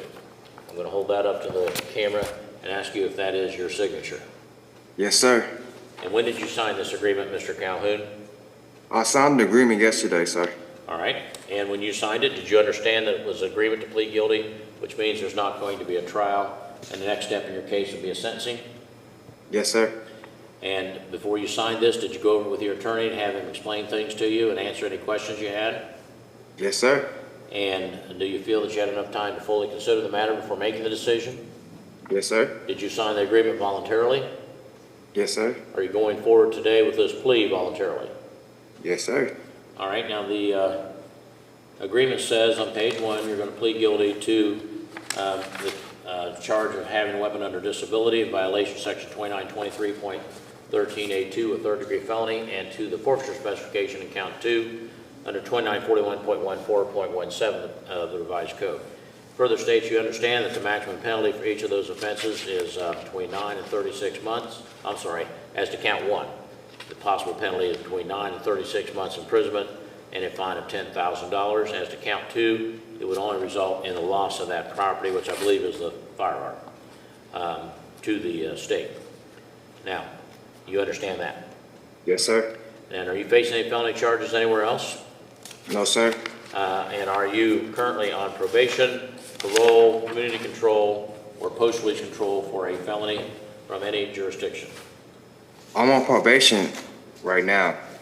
From this court or a different court? This court. For this case? Yes, sir. Okay, well, it's pretrial supervision. Probation means if you've been convicted and sentenced to probation. No, sir. Okay, all right, thank you. I understand that a lot of people take that question that way, and I need to ask it better. All right, now, under the law, if you should be convicted and sentenced to prison in this case, it is possible that upon completion of that sentence, the adult parole authority would put you under what's called post-release control supervision for a period of up to 2 years, which means you'd be supervised on the terms they set. And if during that period of time they determined that you had not complied, they could return you to prison even though you've served the entire term set by the court for an additional period of up to 9 months for one violation, but there is a cap limit of half of your prison term for all violations. However, if you commit a new felony, then in addition, whatever sentence a judge in a new case can impose upon you, the judge could also sentence you for committing that offense under post-release control in this case to an additional period of a year, or whatever time is left on that period of post-release control, whichever is greater. If that occurs, that must be served consecutively since the new case. You understand that? Yes, sir. All right, now under the law, I'm not required to sentence you to prison for these offenses. I can impose what's called community control or probation. And that means instead of going to prison, you'd be put under the supervision of the probation department for a period of up to 5 years. And if during that period of time probation thought that you were not complying, they would have to file a written notice of that with the court. They would give you a copy. There would be a hearing.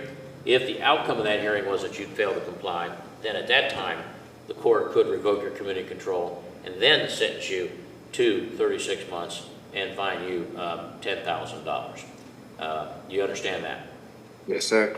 Okay, and also if you should be convicted of a felony as a cause of the revocation of the probation committed while you're on probation, then if you received a sentence for that offense also could be ordered to be served consecutively to the sentence in this case. You understand that? Yes, sir. All right, now the charge in this case, Mr. Calhoun, alleges that in count 1, on or about December 21, 2023 in Highland County, Ohio, that you, not having been relieved from a disability as provided in ORC 2923.14, did knowingly acquire, have, carry, or use a firearm or dangerous ordinance, to wit a Tang Folio GT 38C9mm, and you had previously been under indictment for or previously convicted of a felony offense of violence,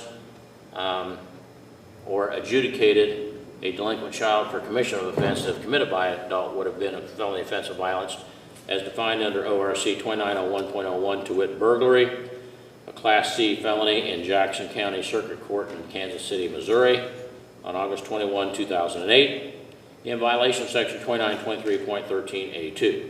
So that's the charge of having a weapon under disability, the third-degree felony with the penalties I mentioned earlier.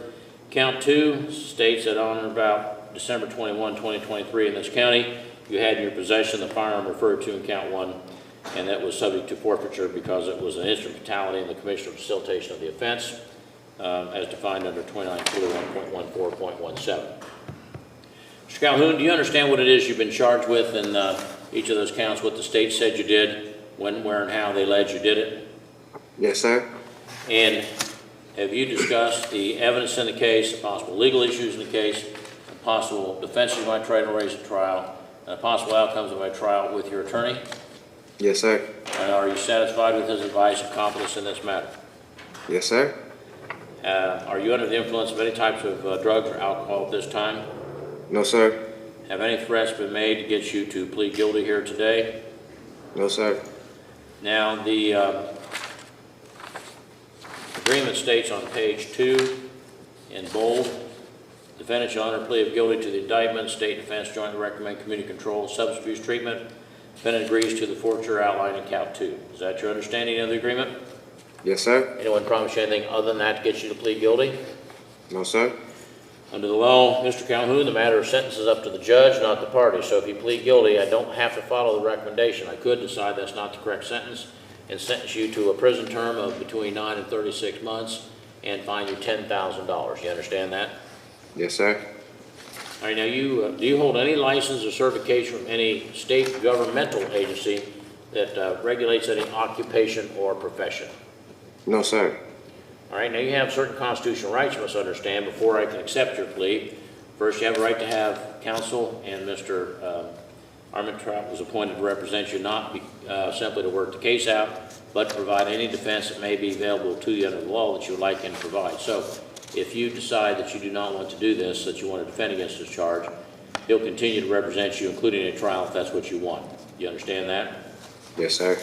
Right now, under the Constitution, you have a right to have a jury trial in this matter in which 12 people will be selected from a group of citizens that are summoned for jury duty on your trial date. After they are selected, the evidence will be presented, and then the judge will instruct them on the law. And then that jury will decide by unanimous verdict in each count, meaning all 12 have to agree on whether the state proved your guilt in either case, in either count. Now, if you didn't want to have a jury trial, if you didn't want to plead guilty, you can waive or give up in writing the right to have a jury trial. In that case, you would have what's called a court trial, which means that instead of a jury hearing the evidence, it would be the judge who would hear the evidence, apply the law, decide whether or not the state proves your guilt. Do you understand that? Yes, sir. Under the Constitution, you have a right to confront the witnesses against you and to cross-examine them through your attorney. What that means is that the witnesses against you have to come into court and testify in front of you, your attorney, and anyone else that's present. After the prosecutor's done asking questions, your attorney asks questions. That's called cross-examination. And the purpose of that is to try to bring out evidence that may help your side of the case. You understand that? Yes, sir. Right now, under the Constitution, you have the right to use the power of the court to compel or force witnesses to come into court to testify for you, just like the state. So if you have witnesses you're not certain are going to come in voluntarily, at your request, the court issues a court order called a subpoena, and that forces those people to come to court to be available to testify if you want them to, even though they don't want to be here, which is the same way the state's witnesses are required to come into court to testify against you. You understand that? Yes, sir. All right, now under the Constitution, you have a privilege against self-incrimination, meaning you cannot be forced to give evidence in this matter at any time, including trial. No one can ever make you testify. The prosecutor can't, the judge can, it's your decision. And if you decide not to testify, the fact that you did not testify cannot be used against you in any way by any person, and no one's even allowed to comment about it except in one situation. If there's a jury trial and you don't testify, the judge instructs the jury that because that's your right, they cannot consider it for any purpose. Do you understand that? Yes, sir. Now, under the Constitution, you're presumed innocent of this charge, both charges, until proven guilty by proof beyond a reasonable doubt on each offense by the state of Ohio. What that means is the burden of proof isn't on you to try to prove you're not guilty simply because you've been accused. In fact, under the law, you don't have to put on any evidence at all. You may, but you're not required to. But whether you do or not, the burden of proof will be upon the state to prove your guilt on each offense by proof beyond a reasonable doubt on every essential element of those offenses, and that's the highest burden of proof that's known under the law. You understand that? Yes, sir. Now, originally you entered a plea of not guilty. Not guilty plea denied the allegation in the indictment, denied you committed any crime, and exercised or invoked all the rights I've just described. If you change your plea from not guilty to guilty, that is the complete opposite of the not guilty plea. The guilty plea would admit the allegations in each count, admit that they're a crime, that you committed that crime, and that plea would waive or give up all the rights that I've just described for you, except your right to have an attorney. You always have a right to have an attorney no matter what your plea. With that exception, your plea of guilty would waive or give up your right to a jury or court trial, waive or give up your right to confront witnesses against you, cross-examine through your attorney, would waive or give up your right to use the power of the court to compel or force witnesses to be in court to testify on your behalf, the same as the state, would waive or give up your privilege against self-incrimination because you're the one saying you're guilty, that's what's used to find you guilty, would waive or give up your privilege against self-incrimination because you're saying you're guilty, that's what's used to find you guilty. It would waive or give up your presumption of innocence because if you say you're guilty, the state doesn't have to prove you're guilty. It subjects you to being sentenced immediately by the court. And finally, it waives, gives up any right to file an appeal you think you may have had up until this point in the case. Now, if you are sentenced to the maximum sentence or under certain limited circumstances, you can file an appeal. That appeal would have to be filed within 30 days of your sentencing entry being filed. Do you understand all of that? Yes, sir. And are you a U.S. citizen, Mr. Calhoun? Yes, sir. Now, do you have any questions about the charge in either count? No, sir. You understand them? Yes. Have any Sir. questions? No, sir. Okay. Do you understand the plea agreement? Yes, sir. You understand that the recommendation on the sentence is not binding on the court? Yes, sir. Have any questions about the constitutional rights I've explained? No, sir. Do you understand those? Yes, sir. Do you understand the consequences or results of a plea of guilty if you enter that plea here today? Yes, sir. And now, do you need to speak with your attorney about anything before we go any further? No, sir. Then is it your decision to go forward with the plea of guilty pursuant to the terms of the agreement we've just gone over? Yes, sir. All right, then as to the charge in count 1, which alleges that on or about December 21, 2023 in Highland County, Ohio, that you, not having been relieved from disability as provided under ORC 2923.14, did knowingly acquire, have, carry, or use firearm or dangerous ordinance to wit a Tankfolio GT 38C 9mm, the said Damien Calhoun being under indictment for previously been convicted of a felony offense of violence, to wit burglary, a Class C felony in Jackson County Circuit Court in Kansas City, Missouri, on August 21, 2008, in violation of Section 2923.13A2 of the Revised Code.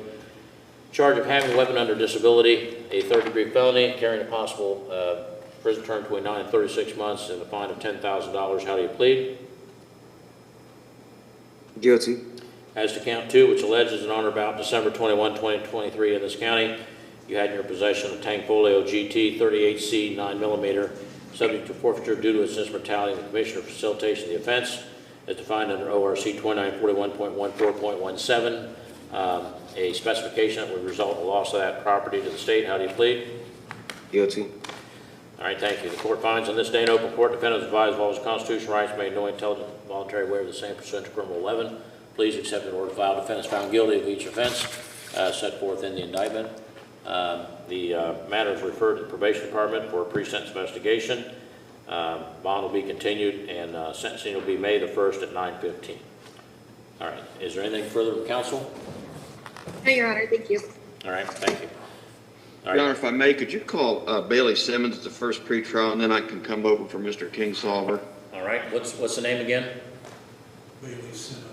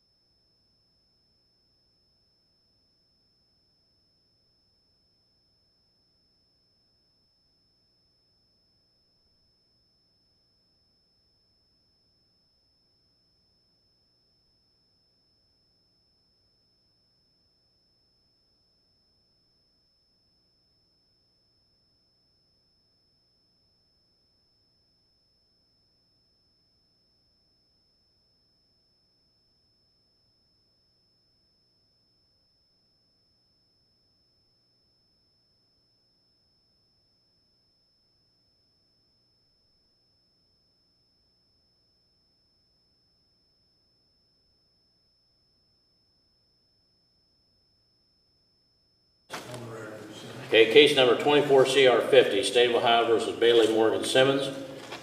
Are you Bailey Morgan Simmons appearing there from the probation department? Yes, sir. All right. This is a pretrial. Mr. Simmons was indicted for failure to comply with the order signal of a police officer. This is being conducted by Zoom. His attorney is William Armentrout, appearing from his office, appearing from the prosecutor's office, Prosecutor Collins. Defendant's charged, as I said, with failure to comply, a third-degree felony. This is a first pretrial, final pretrial set for May 1 and trial set for 5/23. I see the state provided bill particulars to discovery. I don't think you've provided yours yet, Mr. Armentrout, have you? I don't see a stamped copy of my file, Your Honor. It'll be due by final pretrial then. Are you anticipating any pretrial motions? No. And has there been a written plea offer provided? Yes, Your Honor. Is your client aware of it, Mr. Armentrout? He is aware of what the offer is, Honor, yes. All right. Any other matters to come before the court on this case? I would anticipate this matter resolves itself through the plea offer, Your Honor. All right. Okay, thank you then, counsel. All right, is Mr. Hawkins there, Mr.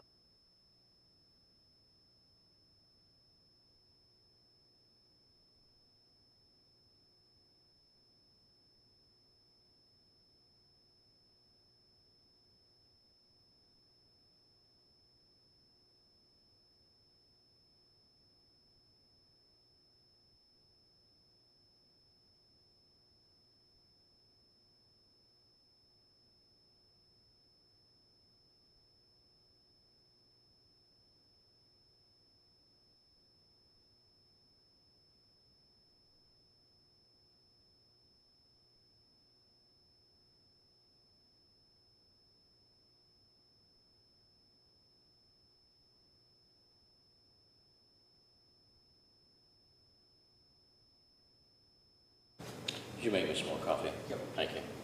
I don't care what kind. All right, case number 24, CR 14, State of Ohio versus Anthony Wayne Hawkins. Are you Anthony Wayne Hawkins appearing there from probation? Yes. All right, this is a pretrial being conducted by Zoom. Mr. Hawkins, as I indicated, is appearing from the probation department. His attorney is Catherine Hapner, appearing from her office.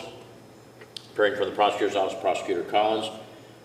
Defense charged with grand theft of a motor vehicle. Ms. Collins, has the alleged victim of the offense been notified of the time, place, and purpose of this hearing, the right to be heard? Yes, Your Honor, and they will not be attending. All right. Now I see that the state provided a bill of particulars and compliance, looks like yesterday. So Ms. Hapner, your discovery will be due by the final pretrial. Your Honor, if I might address that. Okay. This morning, I was looking through the discovery this morning, and there is a victim disclosure statement. The victim is a current client of mine, so I do believe that creates a conflict for me. Oh, okay. Well, if that's the case, then if you would file a written request for leave withdrawal, and I'll grant that, and I'll appoint another attorney to represent Mr. Hawkins then. I will do If you can that. do that as soon as possible so I can get that entry on, and we Sure. get somebody else to cover the case then. So it looks like, Mr. Hawkins, you'll be, we'll have to get you a new attorney, and since Ms. Hapner has a conflict, which I wasn't aware of when I appointed her. So as soon as we get that attorney appointed, her motion, I'll grant it and get you a new attorney. And you stay in touch with the probation department, and as soon as I will ask the attorney to reach out to you, okay? Okay. All right, thank you. Great, thank you, Your Honor.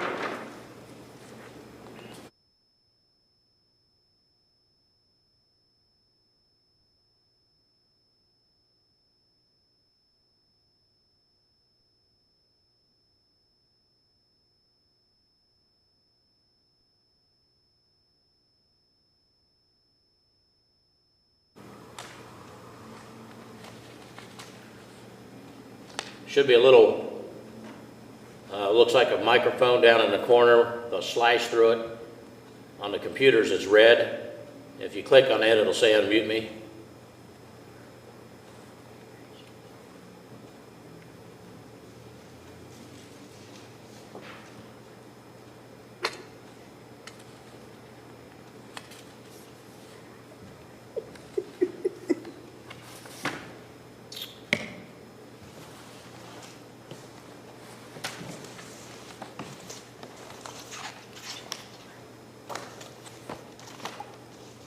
Mr. Purdon, are you still there? I know you're moving around.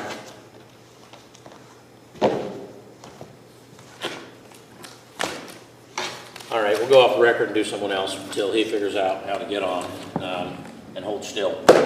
All right, Flynn.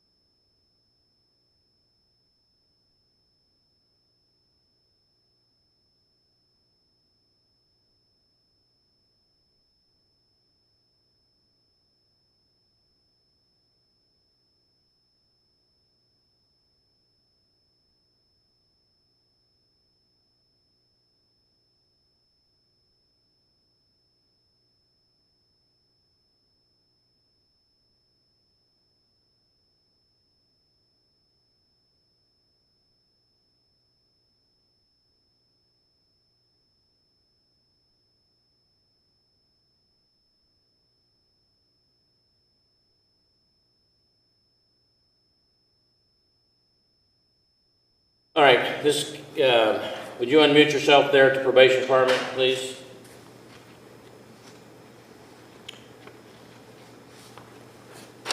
Yes. All right, this is case number 24 CR 22, State of Ohio versus Felina Harrison, and you're Felina Harrison appearing there from the jail? Yes. I'm sorry, from probation? Probation. All right, Yes. thank you. We're jumping back and forth. All right, Ms. Harrison's attorney is Sarah Barger. This hearing is being conducted by Zoom. She's appearing from her office. The defendant's appearing from her probation office. And Ms. Collins, the prosecutor, is present on behalf of the state. Defendant is charged with aggravated possession of drugs, a fifth-degree felony. I do have before me a motion for intervention that was filed today. Do you have the stipulated questions, Ms. Barger? I do, Your Honor, and I have discovery from the state. I have not been able to go over that with my client. Unfortunately, I think I wrote her phone number down incorrectly from her voicemail. I have it fixed, so I will get with her this week to try to schedule an appointment for next week. All right, you do have it? I do. All right. Okay, well, then I'll go ahead and order the TIL investigation and make sure you get those filed. Is she in a treatment program now? Yes. Because the state, or the probation department said that she was going to go to Soda Paint Valley, Washington courthouse. They don't have any evidence of that at this time, and she has been testing positive. Are you in treatment yet, Ms. Harrison? Yes. Yeah. Yes. I have like 3 or 4 counselings under my belt, and I've been doing peer counseling as well, just on the side. I just have an appointment coming up on the 9th. All right. Actually, another counseling appointment. So yes, I am in treatment. Well, the point of treatment is for you to quit using. And if you're not, if you're still using while you're going to outpatient, then we may end up looking at a residential solution here. So you may need to think about that. All right, so we'll go ahead and get this set for hearing. We'll set the hearing for May the 2nd at 1 o'clock. If you're still testing positive by then, my strong suggestion is that you get yourself into a residential treatment, and I would hope that if you're continuing to test positive, that Soda Paint Valley would see it that way, but if they don't, probation department will. And if you continue to test positive, then they have my blessing to refer you to residential treatment, which is a condition of your bond, if they recommend something. And normally, if you're already in treatment, we wouldn't interfere, but if the treatment's not working, then something more has to happen. All right? All right. Thank you. All right, so May the 2nd at 1 o'clock. Okay.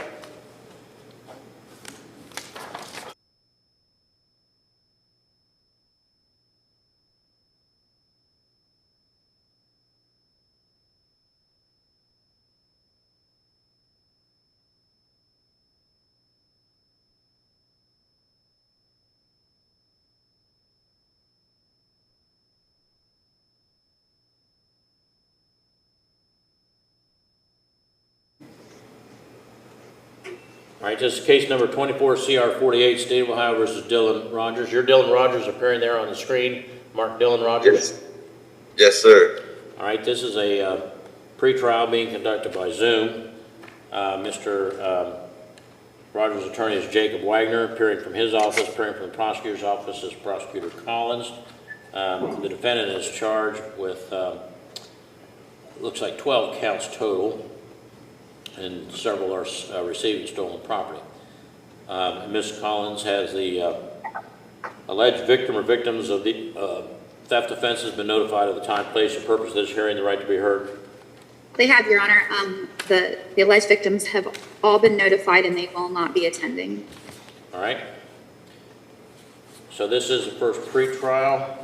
I think the final pretrial is May the 1st, and trial date is set for May 20. See that the state has provided discovery, and it looks like Mr. Wagner has as well. Does that complete discovery as far as you know?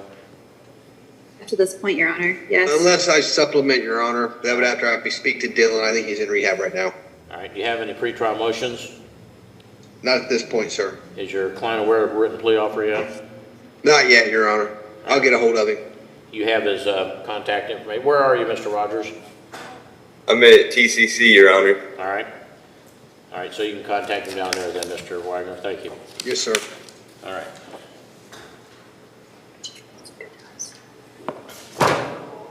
All right, now,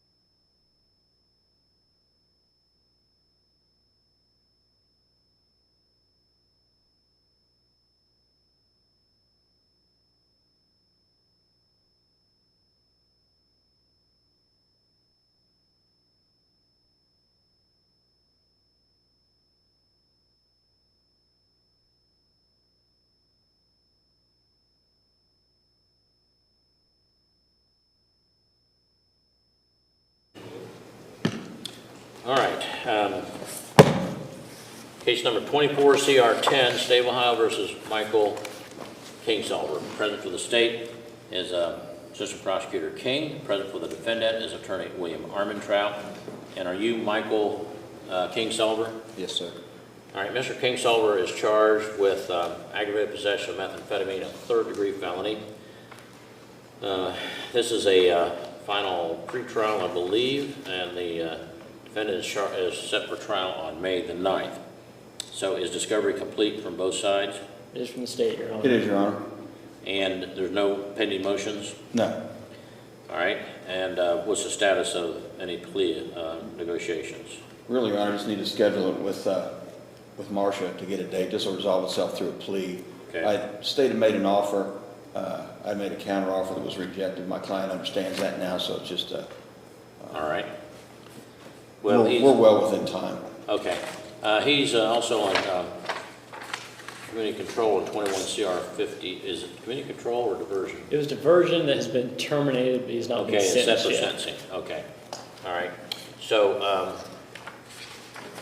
we'll need to set both of those and then notify Mr. Wagner, make sure he's available, as well as notify the victim in the 58 case. So if you want to get a couple of tentative dates. Sure. And then Mrs. Aware can confirm that with the prosecutor for the victim and Mr. Wagner.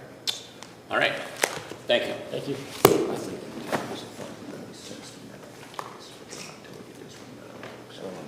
You good? So sure for nothing. What's that? Since we came for nothing.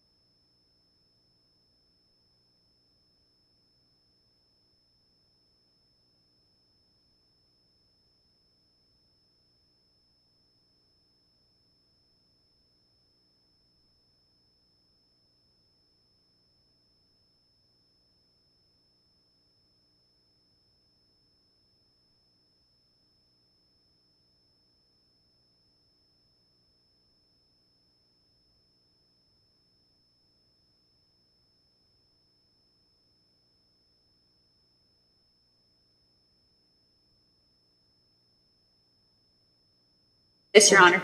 All right, Mr. Yost. All right, this is case number 24 CR 39, State of Ohio versus Jacob T. Yost. You're Jacob T. Yost, appearing there from the jail? Yes, Your Honor. All right, this is a pre-trial being conducted by Zoom. Mr. Yost is appearing from the jail. His attorney is Jeffrey Blosser, appearing on his phone, it looks like, and appearing on behalf of the state is Prosecuting Attorney Collins. The defendant is charged with 10 counts, looks like 5 of aggravated trafficking or trafficking and 5 of possession or aggravated possession. This would be the first pretrial, actually final pretrial, and the trial is set for May the 6th. All right, so where do we stand on this case in terms of the negotiations? Your Honor, thank you. Oh, sorry. No, go ahead. I had received a plea offer from Ms. Collins. Did have an opportunity to review that with Mr. Yost. I know that Mr. Yost wanted me to make a counter to that. To be quite honest, I've been in an F2 felonious assault trial that in Ross County that was just, well, it was declared a mistrial today. So what I would ask, I know that that offer was open to today. I know that we have the May 1st, or May 6th, sorry, that we need to advise the court 2 weeks prior. I was going to see if perhaps I could have just an extension of that time to have a conversation with Ms. Collins and then with Mr. Yost. Well, I'm willing to give you a little leeway because I think we're going to have a trial that day no matter what happens. Well, I don't know. It's kind of hard to say. I've got several out there, but we have a jury trial on Monday, so Tuesday would probably be the best day to do that. We'd like to do it in the morning because one of my staff's retiring, and we're having a retirement for her in the afternoon. But if it has to be after lunch, we'll work it in. So okay. Just let me know by Tuesday, and if not by Tuesday, then we'll have to send out the jury notices. So. Yes, sir. I would also note that I did file the defendant's response to the state's discovery request, and that was accepted electronically. All right.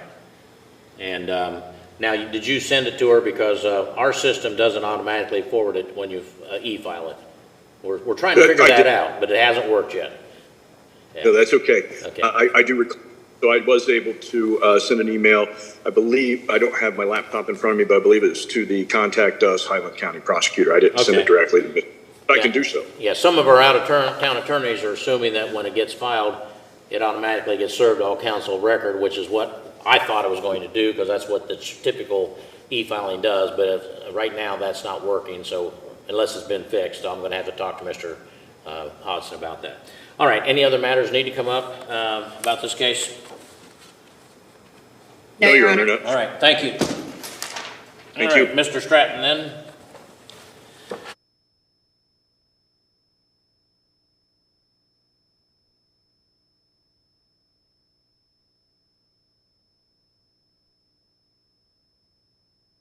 He texted me late yesterday evening. I have not seen it, and then Ms. O'Ear also. Okay. All right. Let me get on the record then. Case number 24 CR 43, State of Ohio versus Waylon James Stratton. Are you Waylon James Stratton? Yes, sir. All right. This is a pretrial.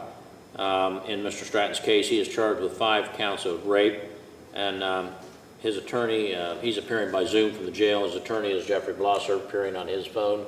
Appearing from the prosecutor's office is Prosecutor Collins. Ms. Collins, has the alleged victim or victims of these charges been notified of the, or representative notified of the time, place, and purpose of this hearing and right to be heard? They have, Your Honor, and they will not be hearing. All right. So before we went on the record, I informed Mr. Blosser that the court had received a superseding indictment from the grand jury on that acted on Tuesday. That was filed. Ms. Collins, can you explain? I haven't had a chance to compare those to figure out what the issue was. Can you tell me what the difference is between the superseding and the original indictment, because they're the same 5 counts, it looks like? Yeah, the difference is that the state failed to put Highland County in the last 2 counts of the original indictment.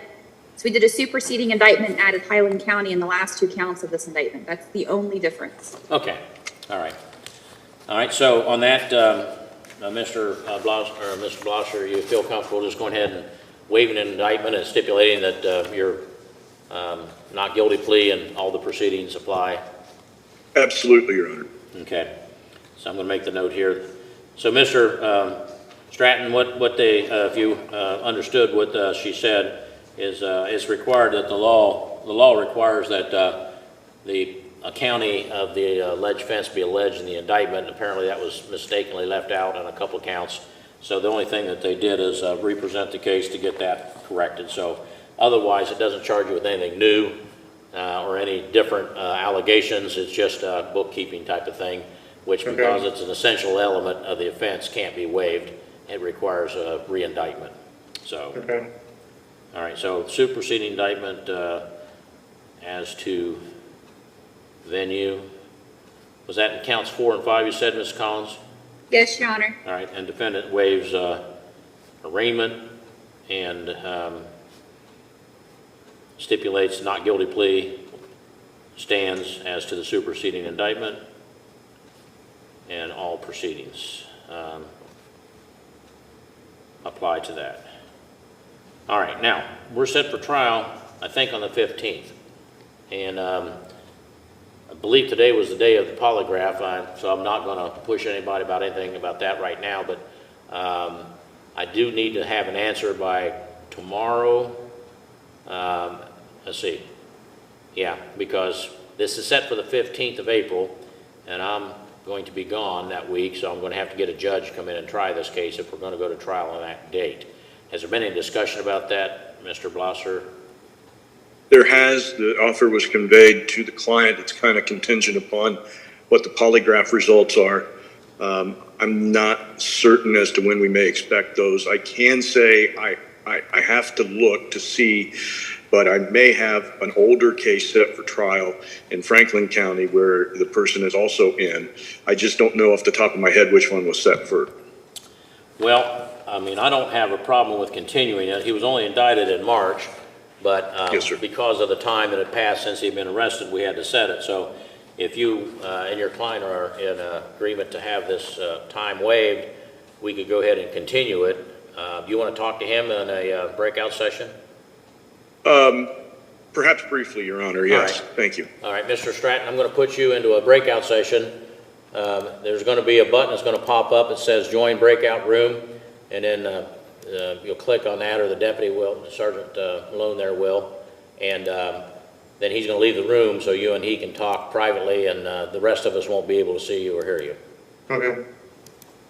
Then when you're done, click leave breakout room, and then let Sergeant Malone know you're done, and then it should pop up back on the screen to rejoin the session. Okay. Should pop up here momentarily.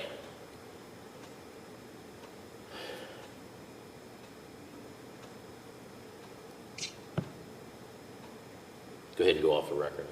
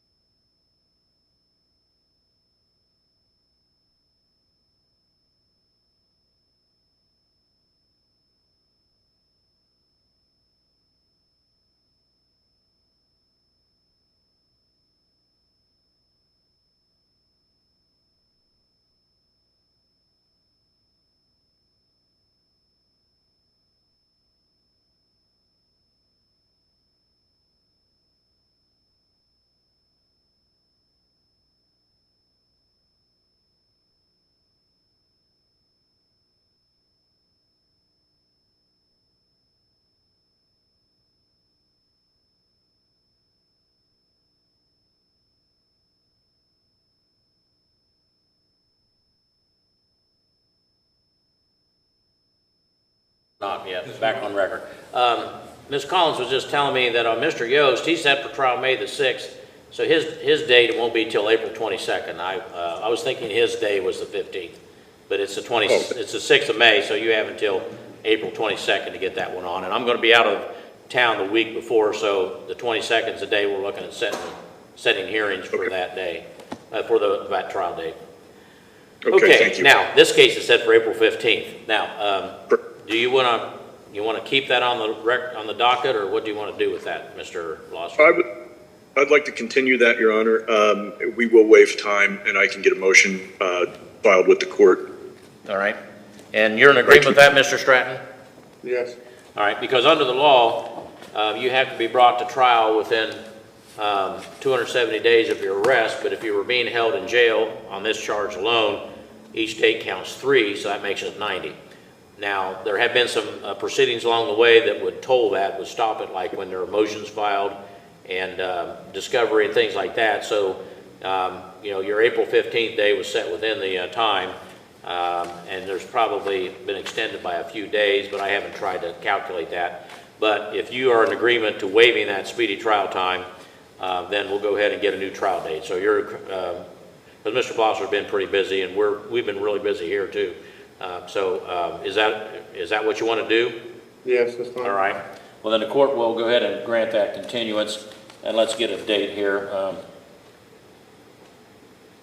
I'll get the calendar back in here.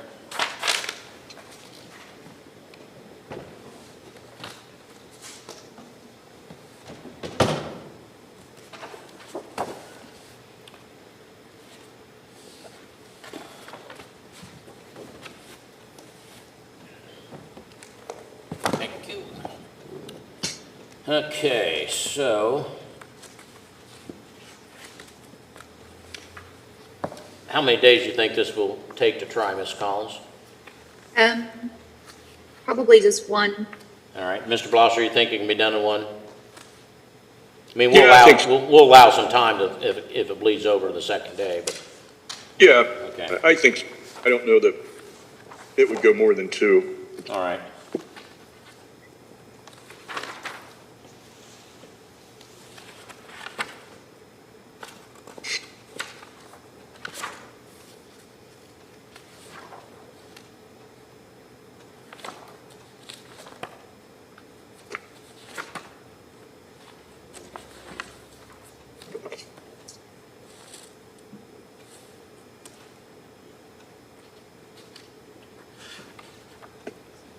Are these all civil? Those are all civil matters. Pretrial fund. Yeah, those are all civil matters. This is, Although I just said a couple of criminal matters here. today. Yeah. Today. Yeah, there's some at the bottom there. Yeah, okay.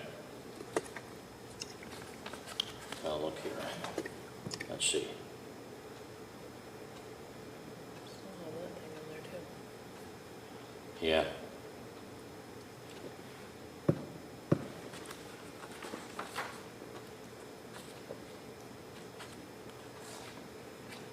What's that mean? I have to do a warrant review again. Yeah, just reschedule that because of your other thing. I gotta do a warrant to remove this one too.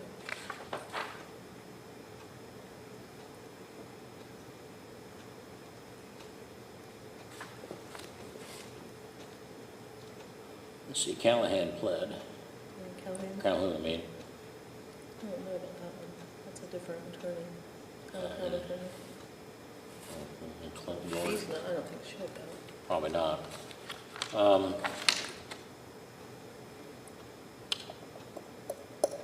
What about the 8th and 9th of May?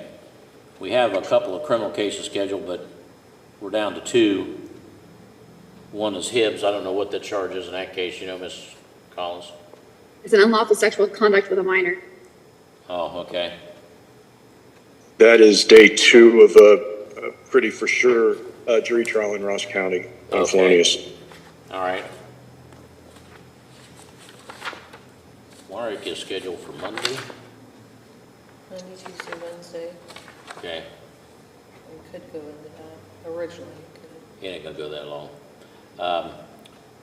How about Thursday, the 16th, and if necessary, the 17th, Friday? Perfect for me. All right, I have to move a few things, but I've got a civil trial starts on Monday. These attorneys that are from out of town thinking we need a whole week. I told them I give them 4, but they're going to take 3. So that'll be that. So 16th and 17th. Thank you. All right. Anything else then we need to discuss? No, Your Honor. All right. No, Your Honor. All right. If you get your motion in, Mr. Blosser, so we can put that in the record. Certainly. All right. Appreciate it. Thank you. Thank you. Bye.